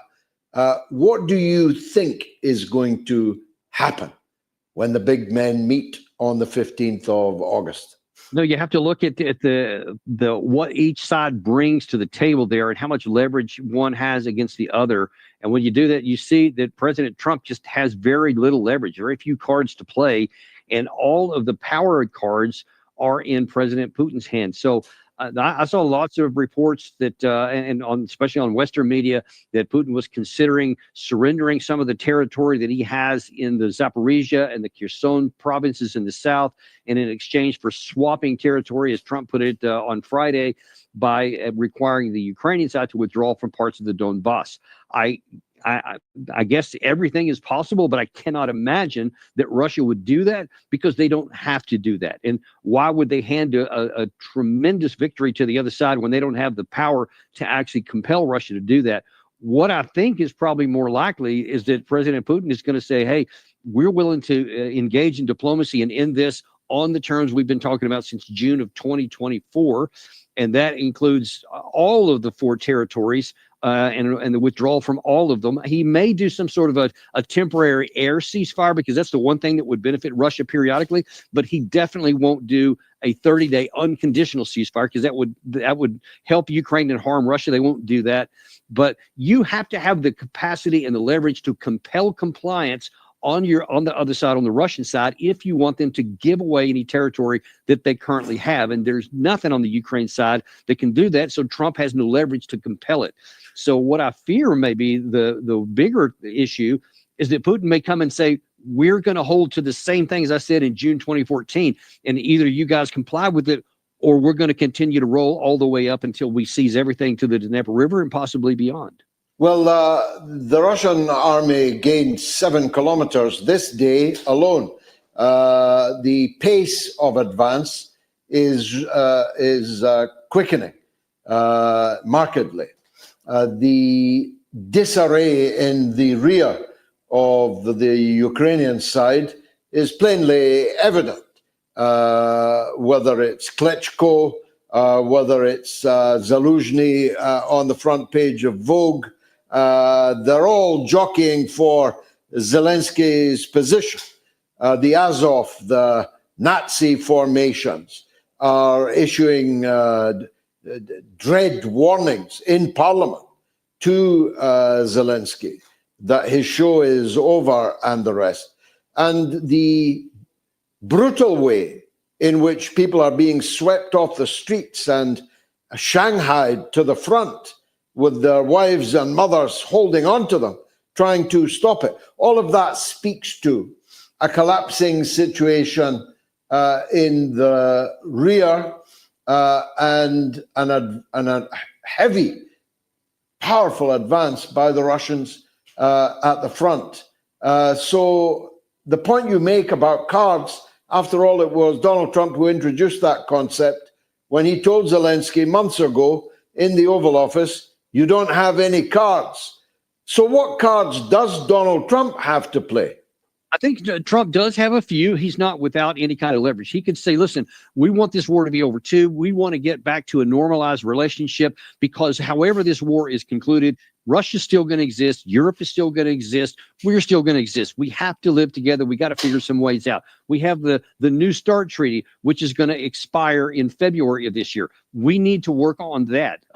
We obviously the Intermediate Nuclear Forces Treaty has expired already. Now Russia's saying they're no longer abiding by it. So that's not good. We need to try to put that back together somehow because we've got to look beyond this war. And Trump can say, hey, listen, we can talk about maybe releasing some sanctions and to normalize relations in exchange for there won't be much because Russia just Putin himself can't just give away some of this territory here because he's already incorporated it into their constitution, and he would face a revolt at home if he actually gave that stuff away because then he would make his word no good to ethnic Russians who are banking on him doing what he wants here. So Putin himself is limited here, and Trump as well is what he can get. But I think that if you can just say, hey, let's just get the war over with so the bleeding stops, the destruction of Ukraine stops, and everybody can at least start the very difficult and painful process of recovering from all this that everybody's going to have to do so that we don't have the risk of an expanded war, which is still on the table.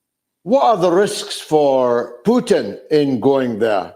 You and I both know, but it's not widely known. It's certainly not widely reported that there are many people in Russia, some of them in the Kremlin itself, who think that Putin has treated this whole thing with far too thick velvet glove, that he should have ended it long before now and could have ended it long before now. If Putin were to make major concessions, what would the impact of those be? Well, I mean, truly, and I've had a number of folks even on my show talk about this and some of the sources that I've pinged from the Russian side, and they say they think that this whole issue of talking to, first of all, to Witkoff last week and then to Trump here in Alaska probably is some sort of like 3D chess move by Putin, or at least they say it better be, because if what's being reported turned out to be true and he gave away territory that they have the power to not just hold on to, but continue to take more, there would be a great deal of anger among many sources inside of Russia. I can't say with any confidence that would literally turn into a revolt, but you can't dismiss that because it would make people really, really angry at Putin. And I just don't see any reason, given everything he said from before the war all the way back to 2008. And then he would suddenly change course at the last one when, as you pointed out there, the fabric of the Ukrainian army is starting to shatter. There is no reason for him to give in to anything now. So anybody who's hoping he's going to, I think it's going to be disappointed.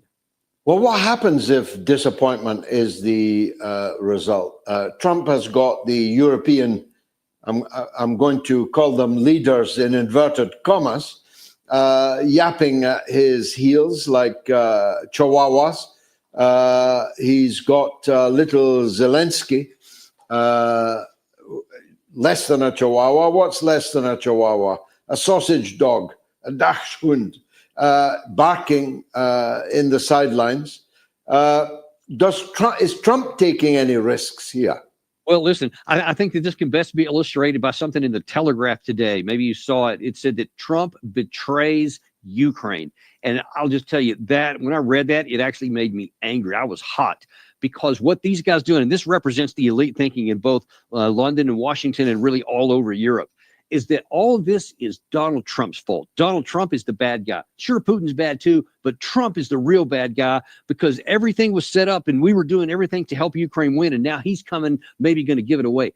Oblivious to the fact that we're only in this problem right now because the Western elite refused to make the diplomatic moves necessary to prevent this from starting war in the first place, going all the way back to Minsk, really going all the way back to 2014 and how we participated in the civil war that broke out in Ukraine, then the Minsk, then December 2021, and of course the famous one in Istanbul in 2022, and all the way forward. Every diplomatic off-ramp we've had, we refused. Instead, all we wanted to talk about was more war, more arms, more ammunition, and continue fighting. So we are in this process right now where Trump, who is the only one talking about ending the war, the only one in the West, he may quote, give away something to Ukraine, to Russia, but he's not giving away anything. Russia took it because of our unwillingness to do anything that was rational and logical and could have ended the war and benefited all of us, or at least limited the damage in Ukraine, but benefited the rest of the Western world. We refused to do that, and now we're trying to blame it on Trump for conceding to reality here. And that's the big problem, is that we have that mentality that we can do anything we want. There's never any kind of consequences or results. And now that we see that that spin only works on TV, it doesn't work in reality. And now then we may, if we keep that mentality, we could be getting in even more trouble after this thing is resolved, however it is, because if we keep on pretending like we need to keep supporting war against Russia, now that they have won, we need to get ready for another war, then we could be setting ourselves up for literal destruction. Now, Colonel, paint us some color, will you? I know the predominant color in Alaska is probably white, but paint us a picture of what's going to be happening on the 15th. I mean, does Alaska have a place that you can have a summit? Alaska, what is about actually security? Yeah, Alaska is actually gorgeous in the summer. As a matter of fact, it's just a spectacular countryside. But I've been there one time on business, and it's just gorgeous. But yeah, there's plenty of places to have it, of course, and part of the sparsity is what makes it an appealing site because it's easier to secure. And obviously, it's Russia and the United States are close at certain points, just across I think the Bering Straits is what it is in between the two countries. Mm-hmm. So in terms of that goes, yeah, it's logistically, it's still going to be hard because you're talking about throwing this whole thing together in a week, and that's really hard when you're talking about two of the biggest heads of state on the planet, two of the biggest nuclear superpowers. So it's going to be some logistics challenges, but all those things can be worked out. The real issue is going to be, what happens on the ground between the two. And like I said, I think that most of the cards are in Putin's hands, so we'll see how that works out. Do you think it'll be a one-day thing, or is there somewhere there? I mean, I presume there's hotels there. Forgive my ignorance, but how can you accommodate two such high-value targets in a place like Alaska if the thing stretches into a second day, maybe even a third day? Yeah, we've actually had big summits there before. We hosted a Chinese delegation at the beginning of the Biden administration in Anchorage, Alaska, and it lasted, I think, a bit of time. So it's definitely doable. But the real issue is in terms of time. This is unusual in that ordinarily when you have heads of state to get together, especially in a conflict, their staffs have already worked out nearly everything, and the heads of state are just going to do the final, nuances. But here, virtually nothing's been agreed to. Just one meeting with Steve Witkoff prior to this, and now there's no time in between, and most of the actions is just the logistics getting together. So I doubt this will go more than a day, and maybe even just a few hours, and unless some kind of big breakthrough is made. But my gut tells me that the Russian side is primarily going to say, "Hey, here's what we'll agree to, and we're willing to do this. But if you don't agree to this, then we're just going to keep fighting." So that wouldn't take a lot of time. The longer it goes, the better news, because that means that there's something to actually negotiate and talk about. But if it's short, it's not going to be good for our side. You don't think that a deal has probably already been, initialed, and that they're meeting merely to sign it? I take your point. The Witkoff meeting was only a few days ago, and it was only 3 hours. So I don't know how they would have done it, except by email, secure email, I hope. But it's not normal for two superpowers to meet without knowing what the outcome is going to be. And it's just a bit unpredictable, that, isn't it? I agree entirely. That, in fact, I think Trump, my gut tells me that he thinks that his force of personality is going to sway Putin to do something that Trump wants him to do, that's maybe against some of his Putin's self-interest. You have Trump saying that he ended 6 wars, and he had Armenia and Azerbaijan the other day. So I think that he believes that he can get things done that nobody else can. He kind of bragged on himself about the Armenia and Azerbaijan. So regardless of what anybody else thinks, he thinks that he brought that together. And I think he's bringing that same mentality into here. And this is not the same situation. So I hope he doesn't think that. Likewise, on the other side, I think that Putin is coming in knowing that he's got the leverage and that he can say, "Hey, I'm willing to be your friend, and I like to have good relations, but these are my red lines, my no pin red lines. We're not going to move from this."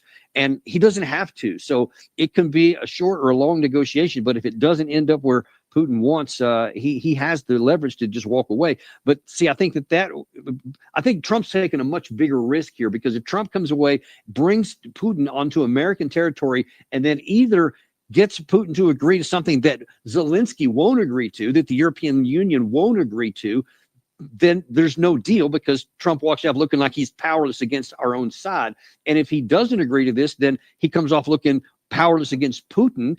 And Putin comes away saying, "No, we haven't given up on any of these points here." So Trump is taking some big risks, but Putin, I think, he can come out win no matter how it goes, because he can say, "Hey, I tried to have peace and negotiations, but nobody was willing to give in on anything. The only path they left me was war." Or if he gets the negotiation, he comes off looking good, that he got something for the Russian side in the negotiating table. So I think it's an easier play for Putin and a much bigger risk for Donald Trump.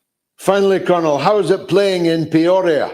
What's American public opinion saying about this summit?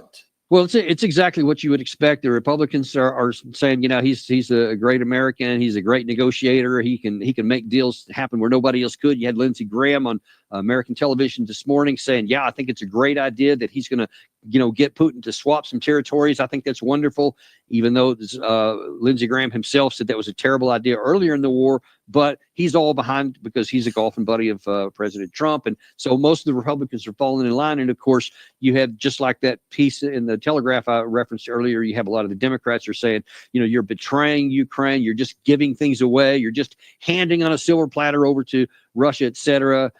So, I mean, it's just the narrative. It's not really based on reality.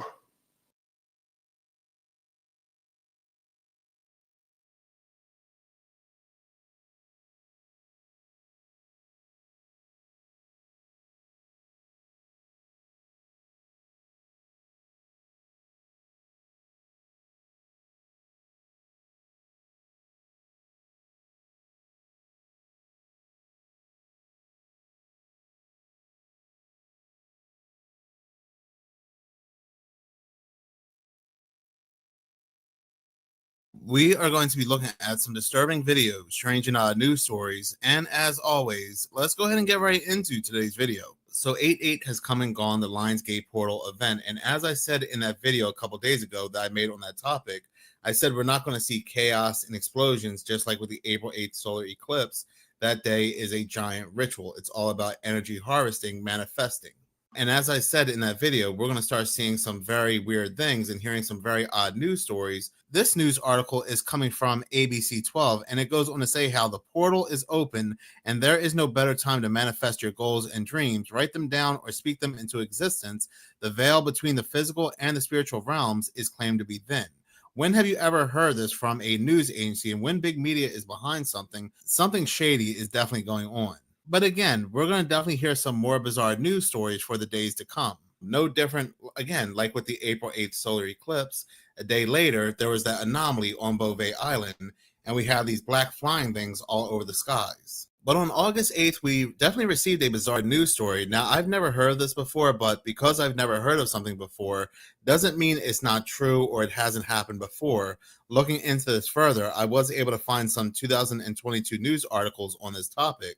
But reading this article from 9 News, which was published on August 8th, is titled, Rabbits with Tentacles or Horns Growing from Their Heads Spotted in Fort Collins, Colorado. Now, the title of this news article is kind of clickbaity because they're trying to make it seem like the cryptid known as the jackalope was spotted, a cryptid that looks like a rabbit with horns on its head and wings on its back.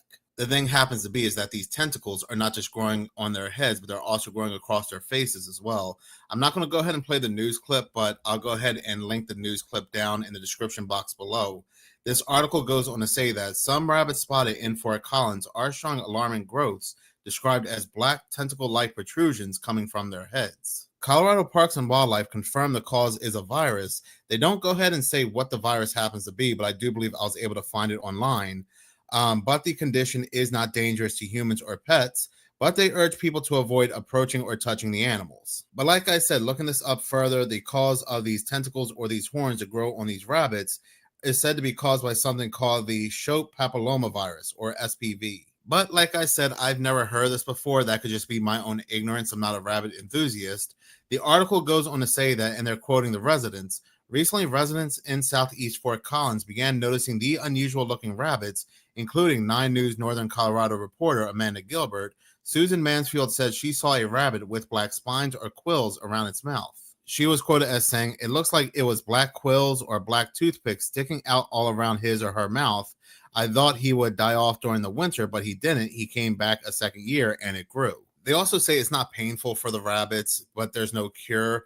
And also it spreads from rabbit to rabbit. And again, they go on to say that it's not known to spread to humans or pets like dogs, but they urge the public to be very cautious when it comes to these rabbits. So who really knows what we're going to see as we head into the future? So I wanted to see if anybody else is talking about this online, especially YouTube. And I ran across this video right here, Rabbits with Tentacles, Strange Virus Spotted in Fort Collins, Colorado. And somebody left a very interesting comment. They went on to say, tentacle-looking dogs and people are happening and is ignored by the infectious disease in Colorado. We're sick and pets dying and ignored. So yeah, it's real and it's not okay. So I don't know what's going on in Colorado. Apparently people and pets are also growing horns and tentacles. I don't know. I'm not from Colorado. So if anybody's in Colorado and they've seen something like this, especially when it comes to people and pets, please do comment below.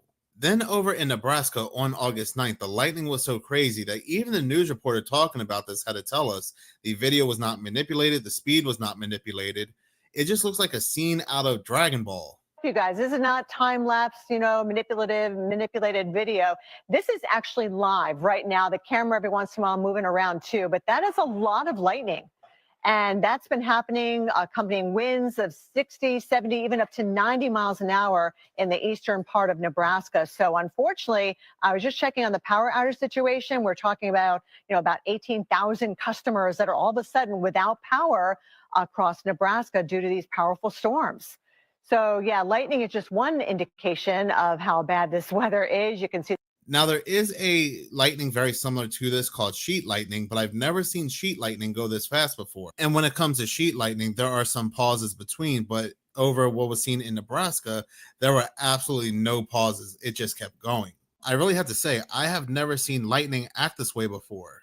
And I live in Florida, the lightning capital of the United States. It just looks like some kind of war in the skies. And if this is something that's normal or, the residents in Nebraska have seen before, why would the news lady tell the residents in Nebraska that this video was not manipulated? Me personally, I don't think this is lightning. I think it's something else altogether. But then again, like I said before, this could just be my own ignorance. Or I could have been transitioned to a new reality where rabbits with horns and tentacles and lightning like this is something well known. Kind of like how I always knew the book to be the Berenstain Bears, but yet for some people, they always knew it as the Berenstain Bears. Some people are also saying around the same time they saw this in other states, like this individual right here.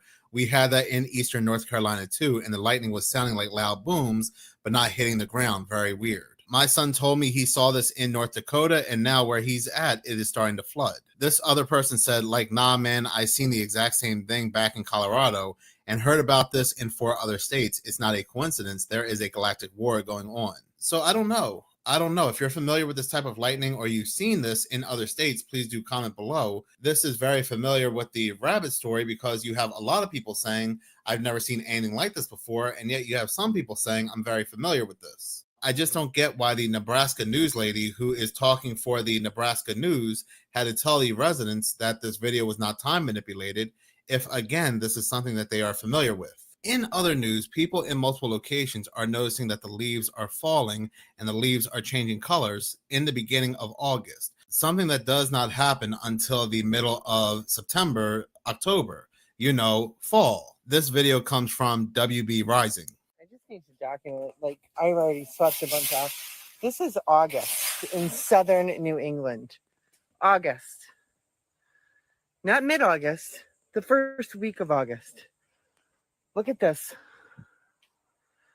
Never in my long time on earth have I seen this, that I am sweeping leaves off. August 7th, I believe, in southern New England. What is going on? Now, according to news and media like CBS News here, this article, which was published on July 30th, it seems like fall has come even as early as July. Reading this news article right here is titled, Fall Colors Are Popping Up in Parts of Twin Cities Despite It Still Being July. The article continues to say July is only just about to end, but fall colors have already begun to appear in spots around the Twin Cities metro. In Plymouth, a number of maple trees have already had leaves turn to the familiar yellow, orange, and red colors associated with autumn months. City officials say this is due to overly saturated soil, in turn creating a stress factor. According to Paul Buck, the city forester for Plymouth, when trees start their fall colors too early, there's a contributing stress factor. Again, I don't know. This is just something I've never heard of before. City of Golden Valley Forester says the unusual timing is linked to stress caused by excessive rainfall.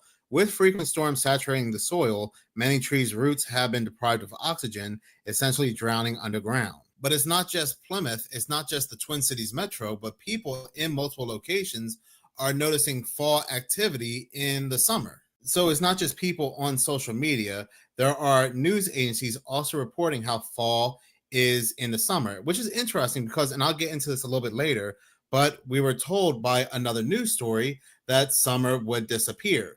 But this next video comes from Kaleidoscope Beams. Guys, it's August. Not the middle, not the end, the beginning of August. And over here in Georgia, it's been in the, it was 66 degrees one day. Today, it's 82 with a breeze, so it feels like it's in the 70s. And it's August in Georgia, and it's chilly outside. When I was walking the other day, I also noticed that the leaves on the trees were turning colors and they were falling. I'm like, it's August and the leaves are already falling off the trees. Honey, the hurricane season has never in Georgia been during August. It is chilly in August in Georgia. 66 degrees.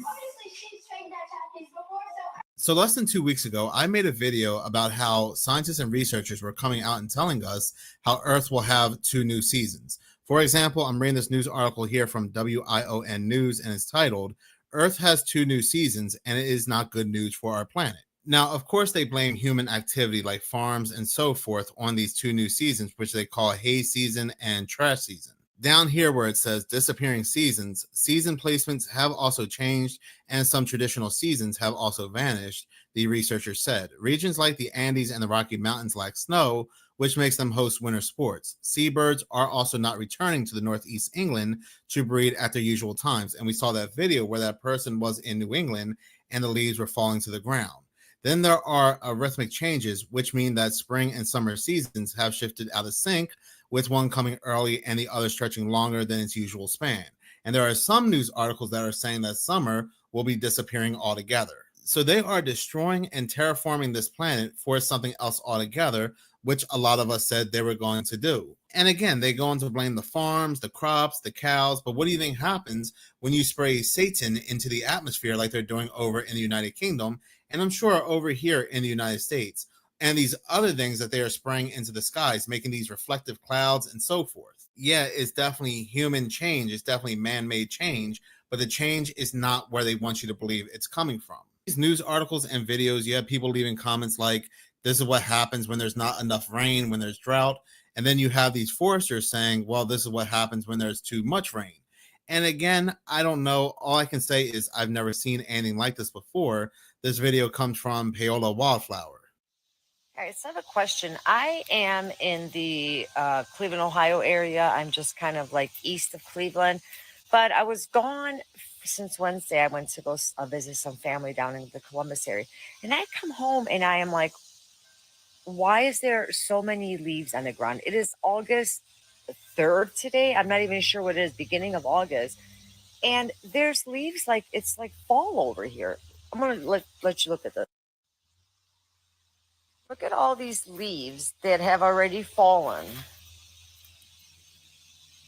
This is my front yard here. Is anyone else anywhere in the U.S. experiencing that the leaves are already falling? They're not changing colors, they're just falling. It is the strangest thing. Let me know where you're at and if you're seeing this in your area. My eyes deceive me. What is this? Oh my goodness. The leaves are changing already. Look. Oh no! But what we are all familiar with are these historic rain events, these historic floods, these 1 in 1,000, 1 in 2,000 year rain events that have been happening in just this year alone across multiple states, across multiple countries. This video comes from WFF News. Here we go again. Flash floods and unprecedented rainfall has now hit southeastern Wisconsin, specifically in Milwaukee and West Allis, with cars being trapped with the rising waters and streets turning into rivers. Authorities are calling this completely unprecedented, and the National Weather Service has issued a forecast for the Fox River in Waukesha, saying that this is the highest the river will have ever gone in history. This year alone, there have been 3,722 flash flood warnings in the United States, the highest since 1986. And in July alone, there were 1,434 flash flood warnings. But it's not just happening in the United States. Nigeria, Argentina, Indonesia, the Philippines, New Zealand, and China are just some of the countries that have also experienced this flash flooding. What's causing this? That's the big question. Is it Mother Nature or something more? Now, as she said in the video, something like this with all these floods everywhere, these flash floods, have not been seen since 1986. But can we, as the public, really confirm that? Because anytime something unusual or bizarre is seen, especially with the weather, they always say, oh, this was something seen decades upon decades ago. But that is something I guess we have to take their word for. What also happens to be interesting is that a couple days ago, I made a video where I was talking about Arizona because there's this massive data center that's being built and was given the green light. The cost of this data center just happens to be $33 billion. They also happen to purchase 3,300 acres for this data center. So $33 billion, 3,300 acres. Can't make this up. So I wanted to see if there was anything similar to that over in Milwaukee, because in Arizona, they're currently facing these massive wildfires like in the Grand Canyon. But come to my surprise, back in 2024, Biden had announced a $3.3 billion investment for companies like Microsoft and Advanced Technologies. Microsoft is investing $3.3 billion in a large data center campus in Mount Pleasant near Milwaukee, while Advanced Technologies is planning to build its first AI-focused data center in Milwaukee. It cannot be a coincidence that all these companies are coming up with the number 33 in their totals when it comes to building these and investing in these massive AI data centers. This eerily reminds me back when the first Apple computer sold for $666.66. The wholesale price was $500, but for whatever reason, they wanted a 1/3 markup, and the number that represents 1/3 just happens to be 33.33%. Now, could this all just be a coincidence? Maybe, but for some ritualistic organizations, there is power in numbers, and 33 just happens to be one of their most important numbers.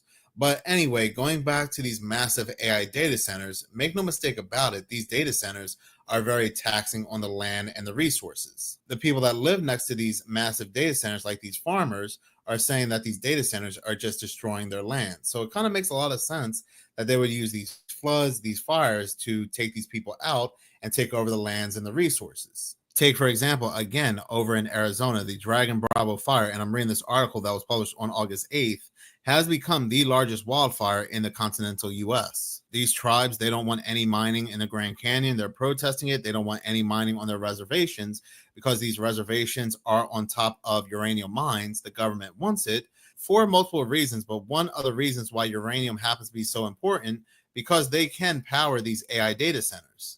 So like we've seen before and time again, like with the people in North Carolina, in California, in Hawaii, when there's resources, or if the government wants this land for a specific reason, like to build a smart city, nature, quote unquote, nature will come along and make these people move. You have some news articles coming out, like this news article that was published by USA Today on August 10th.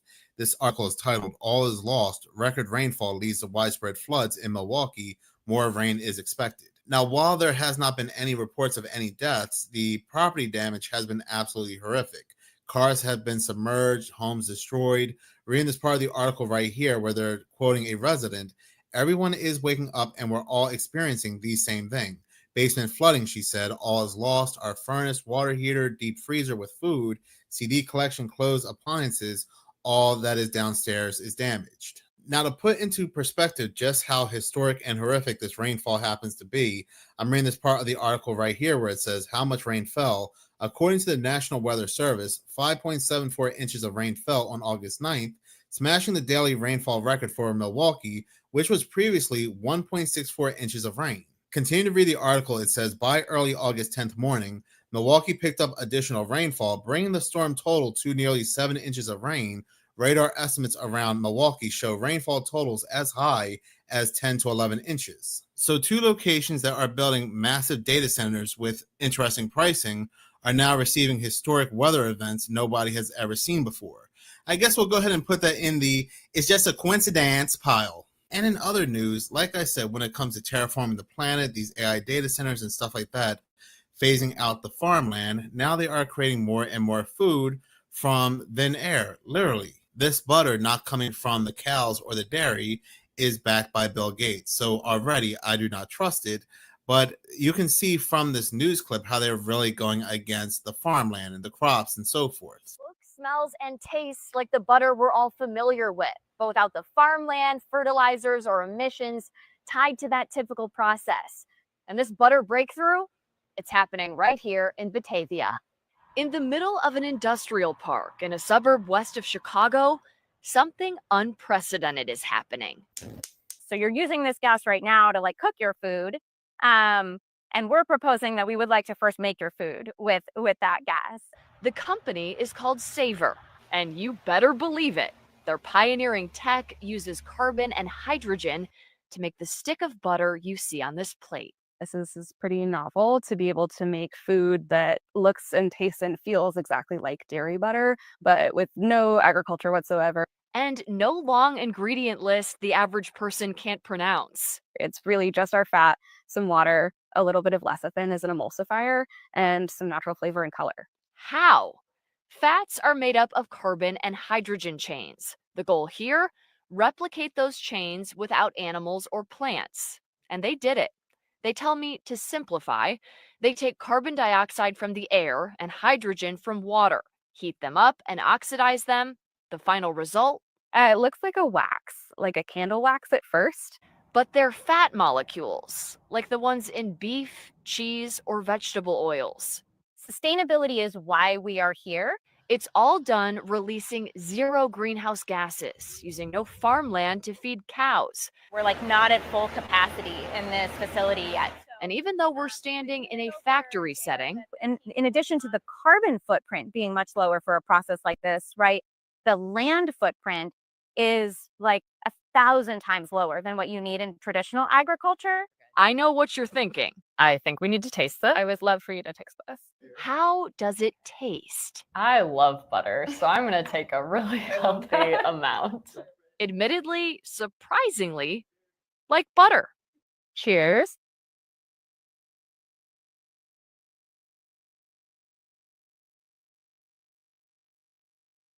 We're just like butter. Another reason they say this makes an impact, no palm oil, a significant contributor to deforestation and climate change. That's not all. Of the 51 billion tons of greenhouse gases emitted every year, 7% is from the production of fats and oils from animals and plants. So when could you get a taste yourself? Right now, they're working directly with restaurants, bakeries, and food suppliers, releasing these chocolates made with their butter in time for the holidays. Savor butter in either its current manifestation or with our partners. We expect that to be on the shelves kind of more like around 2027. Their teams here in Batavia, Illinois, and their home lab base in San Jose, California, backed by Bill Gates, who wrote in his blog, quote, "The idea of switching to lab-made fats and oils may seem strange at first, but their potential to significantly reduce our carbon footprint is immense. Believing butter can make a difference." This is really about how we feed our species and heal our planet at the same time. We even saw this when it came to the Illuminati card game back in the early 90s, the 80s. This card right here called Frankenfood. It's got genes from a firefly, a french fry, a tomato, and a Toyota. Genetic manipulation creates a tangy taste treat with a special side effect. This card requires a science group, so no thank you from food coming from a lab. But make no mistake about it, America's food supply has been fake for quite some time. They are just now becoming more and more open with it. For the most part, what we think is chicken has looked different for quite some time. What we think are fruits also have looked different and feel different for quite some time. This video comes from Jack Mack. Through a Black Mirror episode where food is no longer becoming food. It's just science experiments like this piece of butter behind me, which is being made by a Bill Gates backed company, which should say enough, with no animals, no plants, no oils, just carbon. A Bill Gates backed company is now producing butter with no animals, no plants, and no oils. It's made from carbon. The company is working with restaurants, bakeries, and food suppliers to incorporate their carbon-made butter. Mainstream media reports that it has the blessing and backing of Bill Gates. That is true. Here's from CBS. In the video that CBS News Chicago did, they're walking through the factory. And in the background, you can see something that's called slop water. I don't know if that's included in the butter, but I've long been the do not eat the bugs guy. I may have to bring that back. Maybe do kind of an explainer of the whole do not eat the bugs thing. I know this is not made from bugs, but it's the same concept. The people that are running to the comments telling me how this is good and how it's so great that this science experiment butter is going to be great for the environment, all that. You guys can have the butter first. It's all yours. Go ahead, go eat the butter. I'm going to stick with the cow butter, but this is your butter. You guys go in line first. I'll let you have it. I agree with Jack. You want Z butter, eat Z butter. You want Z bugs, eat Z bugs. I don't have to. I'm not required to. But unfortunately, where Jack is wrong is that this is the future we're headed to as they're phasing out the farmland, because who owns most of the farmland, especially in the United States, just happens to be Bill Gates. But it's not just butter. Like I said, it's all kinds of meats, fruits, and so forth. Just recently, the FDA approved this lab-grown salmon that's backed by Jeff Bezos and these other Hollywood celebrities. But this gets really disturbing. This next video comes from the Health Dad. I mean, come on. Have we really given up on real food? That doesn't even sound good. So apparently the FDA has just approved a company in San Francisco to make lab-grown salmon. And it looks like the safety approval from the FDA was based solely on claims from the company itself. Based on the safety assessment Wildtype has conducted, it is our understanding that Wildtype has concluded that foods containing their cell culture materials were as safe as comparable foods produced by other methods. Am I missing something here? Isn't the FDA supposed to test it, make sure it's safe? Well, apparently it falls under the FDA's generally recognized as safe or GRAS policy. But the policy director for the Center of Food Safety is calling the approval outrageous and is concerned that the growth factor they use could promote the development of cancer-like cells. Thankfully, 5 states have already banned lab-grown meats and many more have legislation in the works. But with big names like Leo DiCaprio and Jeff Bezos bankrolling it, it's being pushed as legit. But let's be real, the FDA's GRAS approval is a joke. And this experimental food product, in my opinion, is a terrible misstep for our health. And on top of this, when it comes to speaking out, the mass censorship is getting worse. These websites now requiring an ID, YouTube and so forth, TikTok, YouTube, all these social media platforms. And a lot of people think you're going to go ahead and bypass it with a VPN. Well, guess again. This next video comes from Pierre. So yeah, we're completely. Somebody on the YouTube subreddit posted that in the UK, you cannot use a VPN for watching YouTube videos, showing that the YouTube app and YouTube site detected a VPN and proxy. It's so over. I cannot believe what's actually happening right now. On every single corner of the internet, you're going to have to use your ID to interact with social media. And they're saying that, oh yeah, we're just trying to protect the kids. No, you are not. You are trying to sell my data to the highest bidder. That's what's really going on here. For years, YouTube never gave. It's so crazy because YouTube even has an app dedicated to kids. Now, all of a sudden, with this whole EU and this censorship, now they want your ID. And I can't believe people aren't even talking about this. On every single part of the internet, they are asking for your ID. From gaming, from watching movies, from listening to music, or watching YouTube videos. Now you have to verify that you are an adult just so you can interact with social media in general. And the fact that you can't even use a VPN to get away from this, it is so over, chat. Y'all don't even know it. We are witnessing the beginning of the rest of our lives. Everything is going to be censored and your data is going to be sold to the highest bidder for money. But yeah, EU is having a real bad time at this. Now there is a proposal out where they can go ahead and scan your private messages and so forth to make sure what you're talking about does not go against certain things. This video comes from some dude named Tim. While the EU is currently getting pounded from the back by the Online Safety Act, they're about to get Eiffel Towered by the chat control proposal. Effectively, what this means is that all of your messages on things like WhatsApp, Telegram, apps like that will be scanned before they're encrypted, which means all your videos, your messages, your pictures, that anything that you send will be scanned and possibly flagged, for offensive material. Now, once again, we all know this is probably a Trojan horse under the guise of protecting children. And now this is going to raise a lot of alarms and flags for people, because this is obviously a breach of privacy, which entirely sucks. Because at this rate, we may as well just go back to using carrier pigeons.